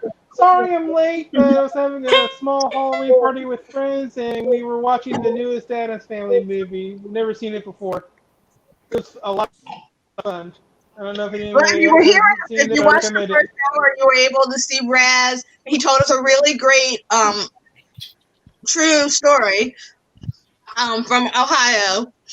I put the air quotes in because he threw us off because it was a true story, but it didn't happen to him, but he told it like it happened to him. So it threw us off a little bit, but it was amazing. It was really good and creepy and really gross. That was gross at the end there, yeah. Yeah. Not used to He does spinning have a that. lot of true stories, though, of that kind of stuff. Just things happen to Raz. If it's going to happen, it's going to happen to him. Right. And so we on a Discord thing we're on about once every week or two, we do a campfire thing where we get all together and tell stories. And most of us just read something, but Raz always like goes all out campfire, tells something from his past, and sometimes it's a little bit truth and sometimes it's a lot more truth. And the fun is trying to figure out which part's real and which part's embellished. And with him, you can't tell because he is just so good at that. Yeah, he's just like, every time we're like, oh, Raz story. Right? I'm sorry I missed last night's. It's my anniversary I'm weekend. hoping to actually start joining the campfires How again. is your husband doing? Raz was actually so sick the other night that he didn't show up. So we had our first Raz free campfire. Wow. Wow. But you know what? That haunt that you guys are a part of, that is something special. That really is something that, you know what, I am so glad it exists, and I hope you guys have so much success with that, and that keeps going for as long as it's possible for it to go. Seriously. As long as this country exists, which might only be another couple of years, the way things It are might going. be only a couple of weeks at this point. Just after the elections. As long as possible. We're all coming over to we're coming to visit you, Ivor, and we're not coming back. I'm down the southern end. I know what you do. Then we're maybe we'll go visit Andrew because Tasmania. We're just above Tasmania. a little bit. Australia's a tad inhospitable. You know, they have lots of big things that are designed to eat you. People. Yeah. Dangerous things. They got little things that eat you as well. Yeah. Y'all just have all the dangerous shit. That just makes me say no. Yep, exactly. Cuddly koala bears, they're nice. Okay. They all have chlamydia. You can get rude to all right, as long as you don't want to fight them. They just hop around. Hey, Mike, if you wanted to know what Lyra looked like in my story, there you go. Yeah. Oh. Yeah, I have to say, I've read all the stories in the book. Your story, since Lily, your story, it bothered me. It bothered you? My story? It bothered me. How in a story? Is that there's your little one? Hey, Patty, what is your daughter's name again? I forget. I'm sorry, Patty. Just call her Angel. Angel. Hey. Hi, darling. I love you. I think they froze. There it is. Sorry, I was looking for. Darlene is famous for her mom on a video call or live or anything, showing up for years. She's my youngest. Typical 16-year-old daughter things to do. Yep. That's what she does. Stop that. Okay, so what was it that bothered you? I mean, bothered you in the story's really good way, or? Well, I mean, it was a great story. It's just the premise of the story really was one of those things, and I'm not going to try. I'm going to try not to spoil it for everyone else who hasn't read it, because you guys just actually need to go out and buy the bloody book. I need to get that info out so I can get my. I read the visitation out in my live video. Yeah. But yes, the premise of her story, the story is from the viewpoint of someone who has had something really horrible happen to them and they're dead. So, well, that part of the story is, I mean, that because the main character is actually alive. Yeah, the main character is actually alive, but it's a flashback sort of thing where she's talking about it, and that right there got to me, because the idea that, you know what, I have not moved on because this happened to me, and I'm got to go back and tell someone so that they can help get me justice. It just bothered me so much. It It was one of those things where I was like, really hope I don't have any luck with this because I do not want to be a ghost. I want to be an ancestor. Thank you very much. Not a ghost. Ancestors, not ghosts. I'm sorry. Well, just hopefully what happened to her won't happen to you, so you should be okay. Yeah, you know what? I think I'll be good because I actually read the story and no, that's not going to happen to me. No. Well, wait till you read the rest of it. Minerva, silly cat. So there's a lot of, like I said, I got a criminal. She knocked my cat. Party crasher. Yep. What is the live video without a cat butt? Really? Right. Yeah. Wait, we're showing animals? I got some dogs over here. No, where's my nephew? Is he going to come and show his face or his brother right here? Yeah. This is my nephew, Kissy. Put her down. Kissy. Put her down. She did not want to be in your lap. Go right ahead. The more the merrier. She's like, no. He said no pictures. No pictures. No pictures. We can probably get Kissy. That was Angel. For everybody who's watching, Kissy is a 50-pound pit bull who thinks he's a lap. 70-pound pit bull who thinks he's a lap dog. He is a lap dog. And when you come into the house, he immediately says, "Hello, pet me." No, that's what you're here for. You came to visit me. You're going to pet me, and he sits in. Oh, there he is. There's my boy. Oh, he's cute. Say hi. He's the best. He's You cute. know, don't drink that. He's trying to get a drink. No, he can't have that. No Harley punch for him. No. We've got one more presenter coming on about 10 minutes before we end, but let's get back to let's do the giveaway real fast. Anything. So Patty, you want to do the drawing, please, for our giveaway? Are you frozen? She's frozen again. Oh, okay. So let's go to Ask Me Anything again. All right. So let's see. I did one for Lily. I did one for Patty. Carrie, I have not done one for you yet, right? Nope. Okay. So hang on. Hat. So. All right. So Carrie, you wrote a psychological horror. What drew you to the psychological horror part of the genre? Because I've always been fascinated with psychology. I think anybody who writes is, but one of my biggest fears is losing control, not being in control of something.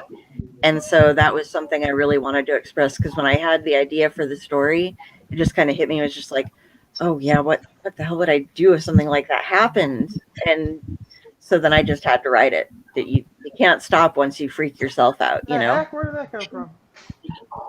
So that's where I got that one. Okay. Okay, so there's one question for Ivor from one of our watchers. In Australia, where the devil keeps his pets. I read that at first. I thought it said it's Australia where the devil keeps his pants. I could be a bit of a. I'm just like a Tasmanian devil, okay.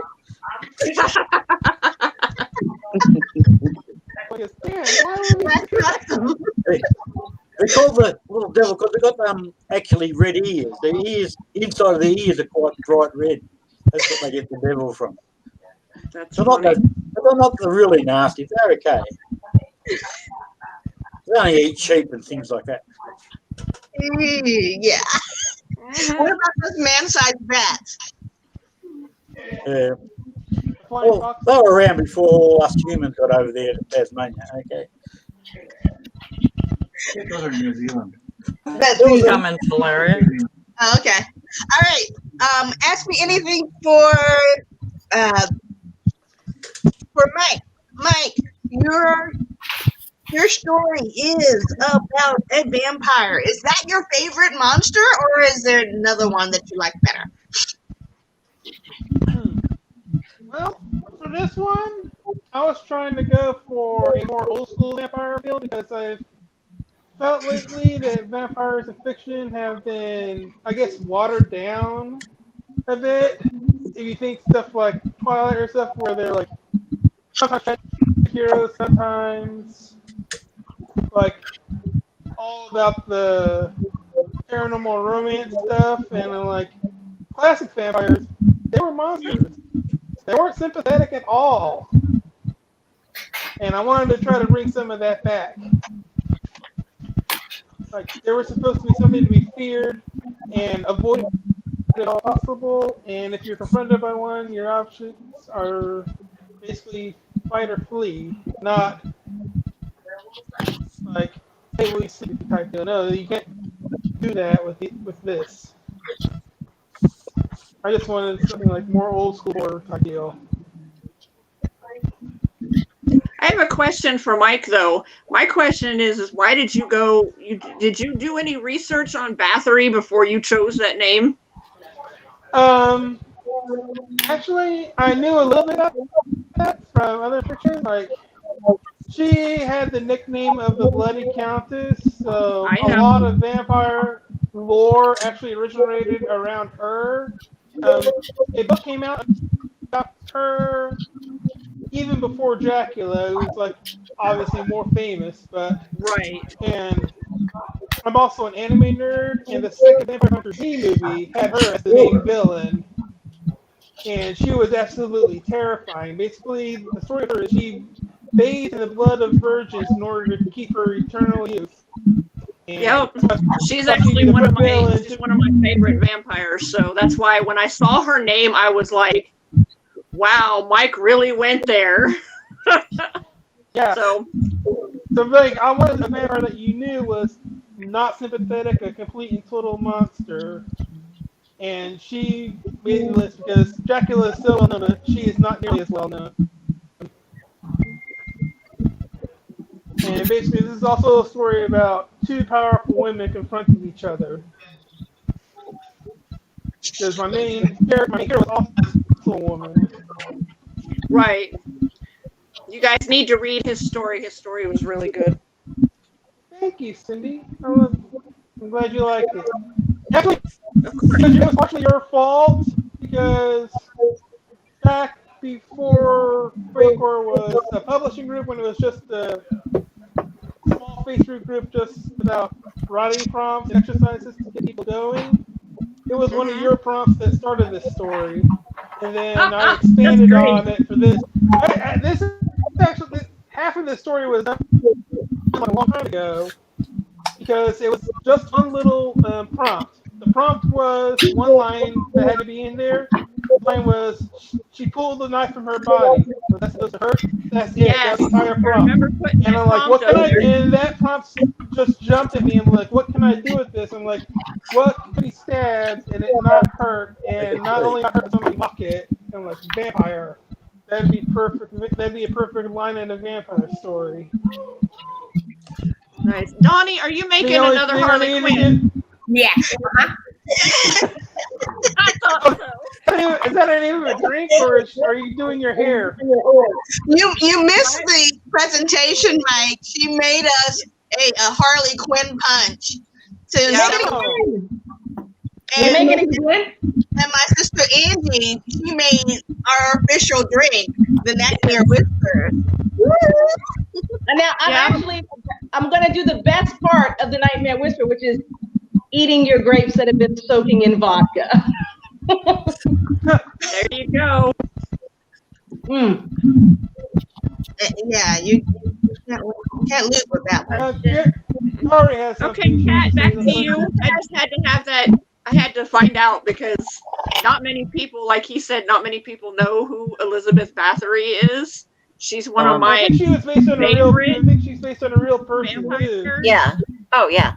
Just like Dracula was when I saw him of all people writing with her, I was just like, okay. It's like, man, we have corrupted this man so badly. So I'm going to do a brief plug for the actual anthology. We have got 3 dozen stories, 3 dozen authors, in across 3 volumes of horror. We've got poetry, we've got art, we've got horror from every different genre that you can think of in these anthologies, and they are really a glimpse into the minds of some very brilliant and special people.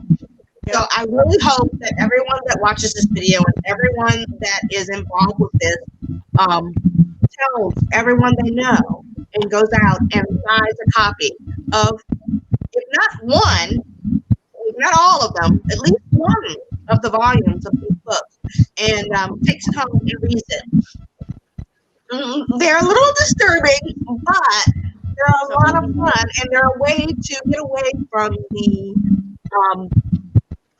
real life horror nonsense and horrible and horror that is real life right now. Exactly. Because the world is real life is a horror story right now. We're kind of in the worst timeline. We're in the worst timeline, pretty much, you know, where there are lots of bad things happening, but there's also lots of good things happening, and these books are one of the good One things. of them. Yep. They're one of the wonderful things. And Just to every point out, if single you person that has contributed to these, even including my sisters, because my story in Volume 3 was named by my sister Angie right there, who is probably one of the most brilliant lawyers you ever meet in your entire life. nice. I know she doesn't look like it right now, but you know, because she's got that thing, and we're a lot of funny. We're really funny, but she And isn't it, Trina, isn't it a perfect name? It really is. It really, really, really is. I couldn't come up with it. I couldn't think of a name for it, and I wrote the story, and afterward I was like, what do I call this? And she was like, oh no, I got it. And she really did. So every single person that contributed to this is special. Yep. Is absolutely special. And every story in this book is special. And it doesn't matter from where they came, what walk of life, and how old they were, and how young they were, and where they're living. They contributed, and their voices deserve to be heard. So I hope that you and all your friends and everyone you know, and everyone they know, goes out and buys this book. Not just because we're going to make money from it, because we're totally going to make money from it, but and that was part of the goal, not just to tell the story. We really want to make money. We really want to help people. Totally want to help as many as possible. But also because The more money you we're make, going to give you a moment in time that is not full of the horrible. It's not full of the bad, the crazy, the reality. That is You are ironic to crazy use reality. horror to escape a bad reality. I just wanted to note that. Exactly. Yeah, right. Because- So, all right, that's my sales pitch. I'm done with that. Let's move on. It's because none of us could have imagined what we're living through. We had to write something that we could imagine. Yeah, Exactly. I don't know. Some of our imaginations are a little bit bad. some of the like Carrie, don't want to live there. I like your story. Don't want to live there. Yeah, I agree. Carrie, you have no idea. That story actually freaked me out. Well, I was like reading this and I'm just like, don't want to live there. Don't want to live there at all. No. You know what? Actually, of all the stories in the 3 anthologies, I think that yours would be the only world that I would want to visit, but I wouldn't want to stay. no, we don't want to go there. Yeah. I could go, but that'd be one of those vacation spots where, you know what, so long as I stayed away from that area, I might be okay. So your world is okay. There's some parts that are all right, but the rest of y'all, no. Well, Nah, I'm good. We need to make lots of money. We We need to make lots of money because all the money I make out of Well, you know, poetry, the I give that thing to I love about EMS. your poetry, Ivor, is that every single poem that you have in these anthologies is one of those where you read it and then it sticks with you later. You know? Yeah. You read the story, you read your poem, and you're like, oh, that's, in a moment, you're like, oh, that's, but then 2 days later, or 3 days later, or 2 weeks later, you're still stuck with points of that. You know, it'll pop, a line from the poem will pop in your head, or something will happen, and you'll be like, oh, and it will harken back to something that you said in your poem. And that's what I think is the mark of a good author. You know what? You write something, and doesn't matter how much time goes by, it'll make someone think about it. It sticks with you. So I really appreciate about your work, and I hope that more people get to see you. And I'm so super excited about your book coming out next year. I am just super excited for that. Yeah. Just really, just super we're excited about that. I write everything I make out of poetry. I give to the EMS Society. So I don't write for myself. Oh, okay. So wait a minute. We've got a spillage. Do we get Serena? I think we have Serena. Hi. Hello. Good evening. There she is. Another author from the anthology. Yep. Serena Montague. There's my girl. I mean, two of them, actually. Nice Mardi Gras mask. I love your mask. Thanks for stopping by. It's beautiful. Yeah. So we were talking about the things that inspire us to write. You just came in a moment where I ran out of things to talk about. So can you please tell us something about your work? In the couple minutes we have before our guest speaker comes, because he should be here pretty soon. Well, my work. Wait, hold on. Before you start talking, I am going to say goodbye to my sister Danielle. I need to free up some space. I'm sorry, because we have a speaker coming on in a couple minutes. Auntie, are you ready to? Hey, thank you all for letting us join you today. I love it. I've read the stories. They are awesome. They haunt me. It's fantastic. I can't wait for you guys to do more work. I agree. They are awesome. Thank you guys so much, and I love you so much for doing this. Thank you. Good night, everyone. Nice to meet you. Can you go up again? Hey. All right, now. Serena, please. All right, Serena, take it away. Take it away, dear. Oh, goodness. Well, my work is a lot of what if. And I tried to be in all of Facor's anthologies, because I honestly like the way you guys do things. But I didn't expect there to be 3. That was the biggest surprise, especially since this is only our 3rd anthology. I'm in the 2nd and 3rd. She's in the second. Her story's in the 2nd. Yeah, I'm in the 2nd also. That's my first time getting published. One thing I hope is that all the new people we've gained stick with us for future works, because that would be awesome. That would be wonderful. Yeah. That would be wonderful. Even though the press is moving to include more single author works, we are still going to be doing anthologies, and that is great. Oh, awesome. Our guest speaker, Cliff, is coming in right now. Woo! All right. Couple things, folks. First of all, I'm about to be in a car with my 3 kids and my wife, because we are leaving my parents' house where we were visiting for Halloween. Thank you so much for doing this, Cliff. It's considerably earlier in the day here. I want to take 2 seconds to introduce Cliff. Cliff is primarily a science fiction and fantasy author like I am, but Cliff has agreed to come in and pitch it for us and talk about horror a little bit for us.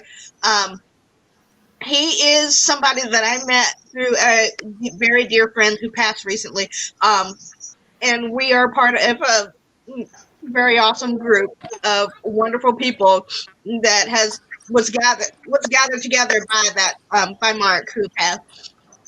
And a lot of us are writers, and so when the people we had lined up to speak for tonight ended up having to back out, I put out an SOS to Cliff, and he very graciously agreed to come in and speak with us this evening and close things out for us for the evening.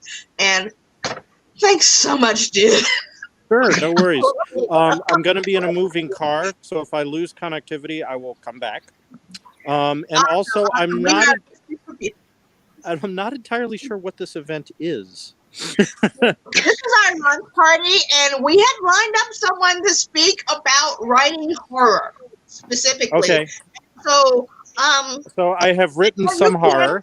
I know you can't do that, but you can talk about writing and you can talk about what you know, and we will appreciate all of it. Yep. Sure. I can talk a little bit about writing horror. The horror I've written has been like Cthulhu Mythos, H.P. Lovecraft universe. Cool. But mostly I write science fiction and fantasy.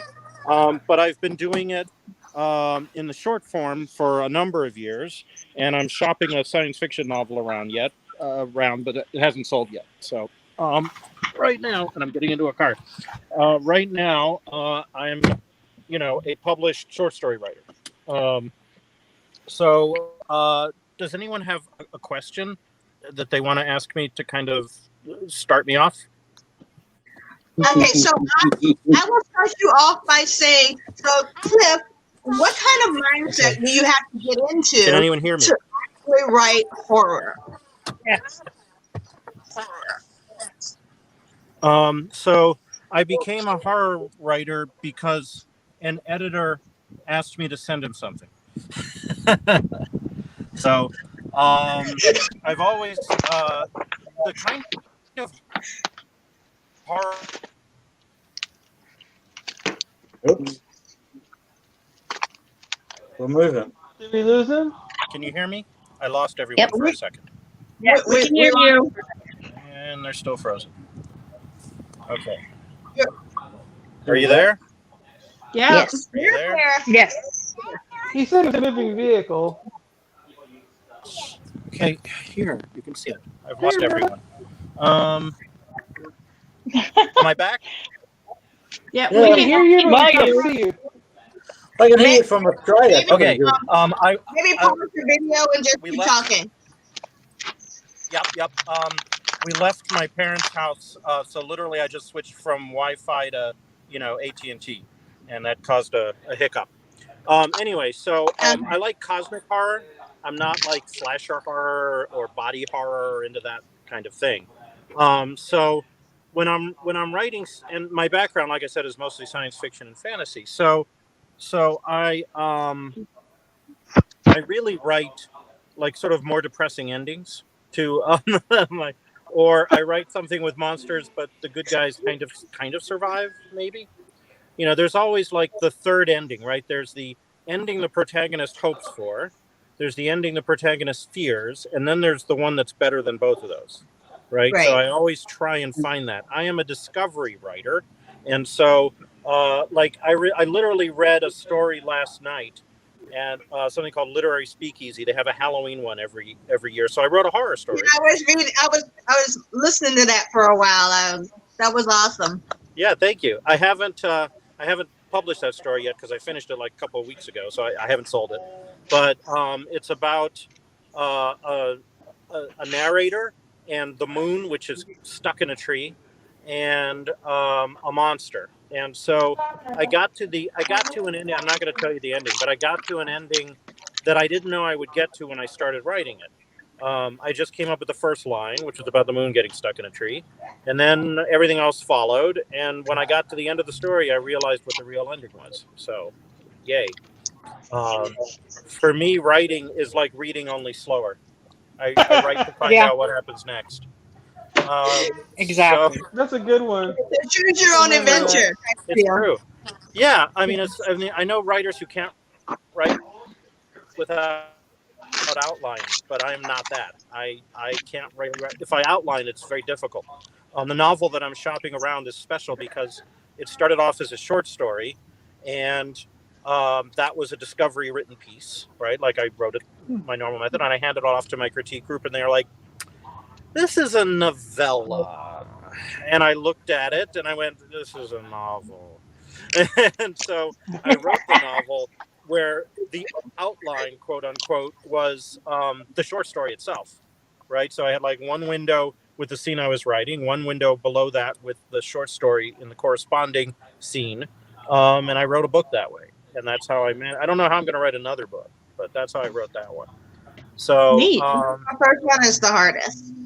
Yeah, maybe, except for all the rest, right? No, I don't know. We'll tell you next I'll year. let you know when I've written another one. I mean, I wrote a NaNoWriMo book, but it's, that was a NaNoWriMo thing. That's not a real, it was a dry run. So, I think NaNoWriMo actually is real. That's like the thing. Well, for me, it was a dry run because I tried editing it and I got bogged down because the raw NaNoWriMo is not a book. NaNoWriMo produces a first draft, right? Might be a complete first draft. In my case, it was a 50,000 word first draft, which is not a complete novel. It's sort of a sketchy version of a novel, or sketched out version of a novel.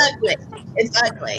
So I tried turning it into a novel, and I realized that it was a very complicated thing I was trying to do, and I didn't have the skill set to write that novel right then. And so I went and wrote a different novel that required a different skill set that I did have. And I will eventually probably get back to that NaNoWriMo book to edit it and basically rewrite it from scratch. But when I have a few more novels under my belt. So turns out it wasn't a first novel I was writing. But I'm in good company. Larry Niven of Ringworld fame. He wrote Ringworld and Ringworld Engineers. And then he was asked to submit a story for an anthology. And he said, I've got this Ringworld story I've been working on. So they said, okay, yeah, go ahead. And so he started working on his short story set in Ringworld. And this is a guy who had like 40 novels under his belt at this point, right? And then he realized it's becoming longer than he thought. And so he emailed the editor and said, is it okay if I turn it into a novella? It seems to be turning into a novella. And the editor's like, yeah, sure. And then he wrote, and he realized something else. And he wrote the editor a third time, and it's like, is it okay if I send you a different story? Because this turned into a novel. And that's how his novel, The Ringworld Throne, came to exist several years after the first two. So even a pun intended story writer doesn't necessarily know the starting length. So if you want to talk about related, they're a break from the literal. And so horror is a kind of just dealing with death, really, the fear of death, the fear of decay, right? Fantasy is kind of dealing with, it can be dark fantasy, but mostly I'm a little more whimsical. Although, I get the impression that Tolkien wrote the entire Lord of the Rings to process his experience as a World War I soldier, right? Well, that and as a vehicle for his love of creating language. Yep. Yes, right? So as a linguistic exercise. But the dark parts of Lord of the Rings are, straight out of World War I. And so, and then science fiction, is often, talking about the present, using the future as a metaphor, but also, a place to experiment with new social structures. right?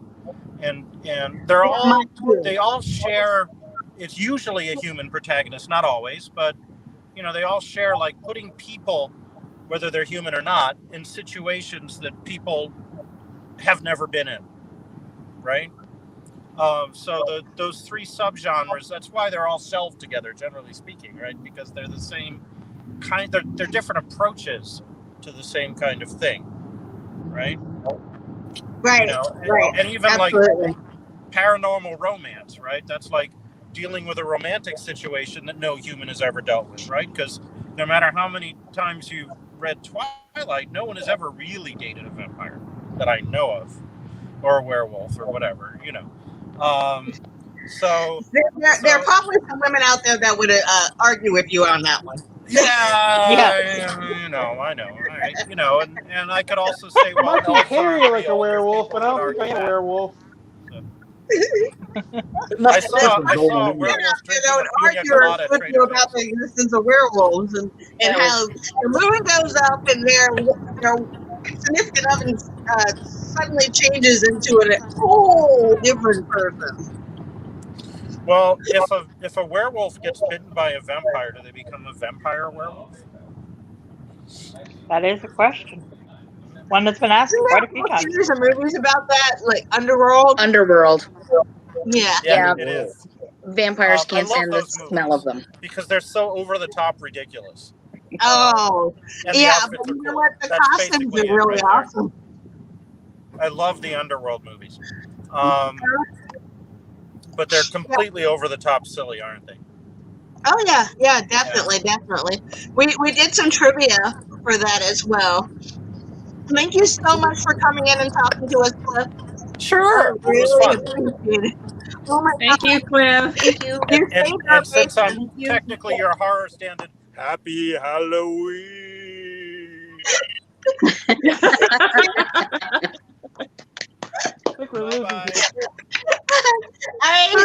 Okay, so we have gone over into Ivor's time. So we've got one more thing to do, which is the giveaway. But I think that what we're going to do is there's a name in the comments. Yeah, she already did the giveaway. She put it in the comments. Awesome. Excellent. So then the last thing I'm going to say is thank you so much for joining us tonight. It's been 2 crazy hours of us here talking about things, and we appreciate you joining us. We appreciate you indulging our love of fantasy and our addiction to our animals and our and all the other things that go along with it. Thank you so much for being here.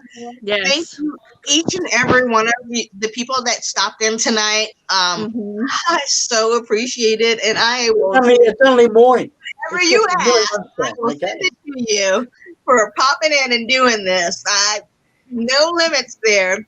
Thank you so much for showing up and showing out for me. And for Fake Wars and for our anthologies. We're super excited about this. We're super excited to be releasing these anthologies. We have one more anthology coming out in a week. Next week. That is just all poetry, and it's so dreamy. No, there's some short stories in it. Wonderful. There's some art in it too. Yeah, but it's so dreamy and so wonderful and so romantic and so indicative of who we are as a people worldwide. And we have authors from, we had 4 or 5 countries in this anthology, but we've got a good dozen countries represented in this anthology. And we are super proud of that. And we are super proud of each and every one of the people that have provided work for that. And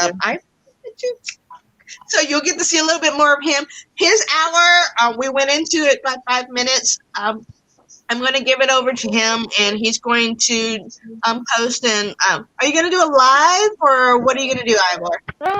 Get on the street, silly cat. What am I going to do?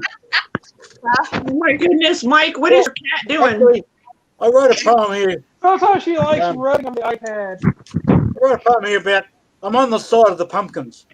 These pumpkins These pumpkins seem to be getting a hell of a time. You know, they get their brain. Everybody, say hi to Vonnie. She's been talking in the chat. It's not a good. It's not a good time. Hello. Bonnie is another one. Bonnie is another of our authors, and Bonnie, I love you to death. I wish you were here now. She said she's been kind of skulking about. She said she didn't give permissions until like just a few minutes ago. So, and she just, wanted to let us know that we did good, and she's been watching and. Well, we appreciate you. We definitely appreciate you, and anything you want to share is awesome. And your work is amazing, and I can't wait for the world to see it. And yes, the world is going to see it now, absolutely now, because Amazon is worldwide, and they don't care so long as you give them money. So lots of people will see your work, and you have no say so over. But so sorry. Well, she did choose to send it in to be published.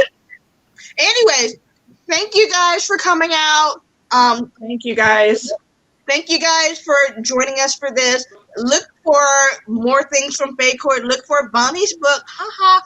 Bonnie's got a book coming out before Ivor's book. Her book's coming out in January. You guys look for January. Then comes Ivor, and then comes absolutely more things from Fate Court. It's going to be a big year, 2021. Hopefully, it's going to be a big year worldwide. We'll be kicking this pandemic. Not full good. We'll be kicking all the things that have drawn us down, and we'll be sticking together as a people. I love you guys. Thank you so much for joining us. Have a good evening. Bye-bye. Bye. All been very much fun. Thank you. Thank you.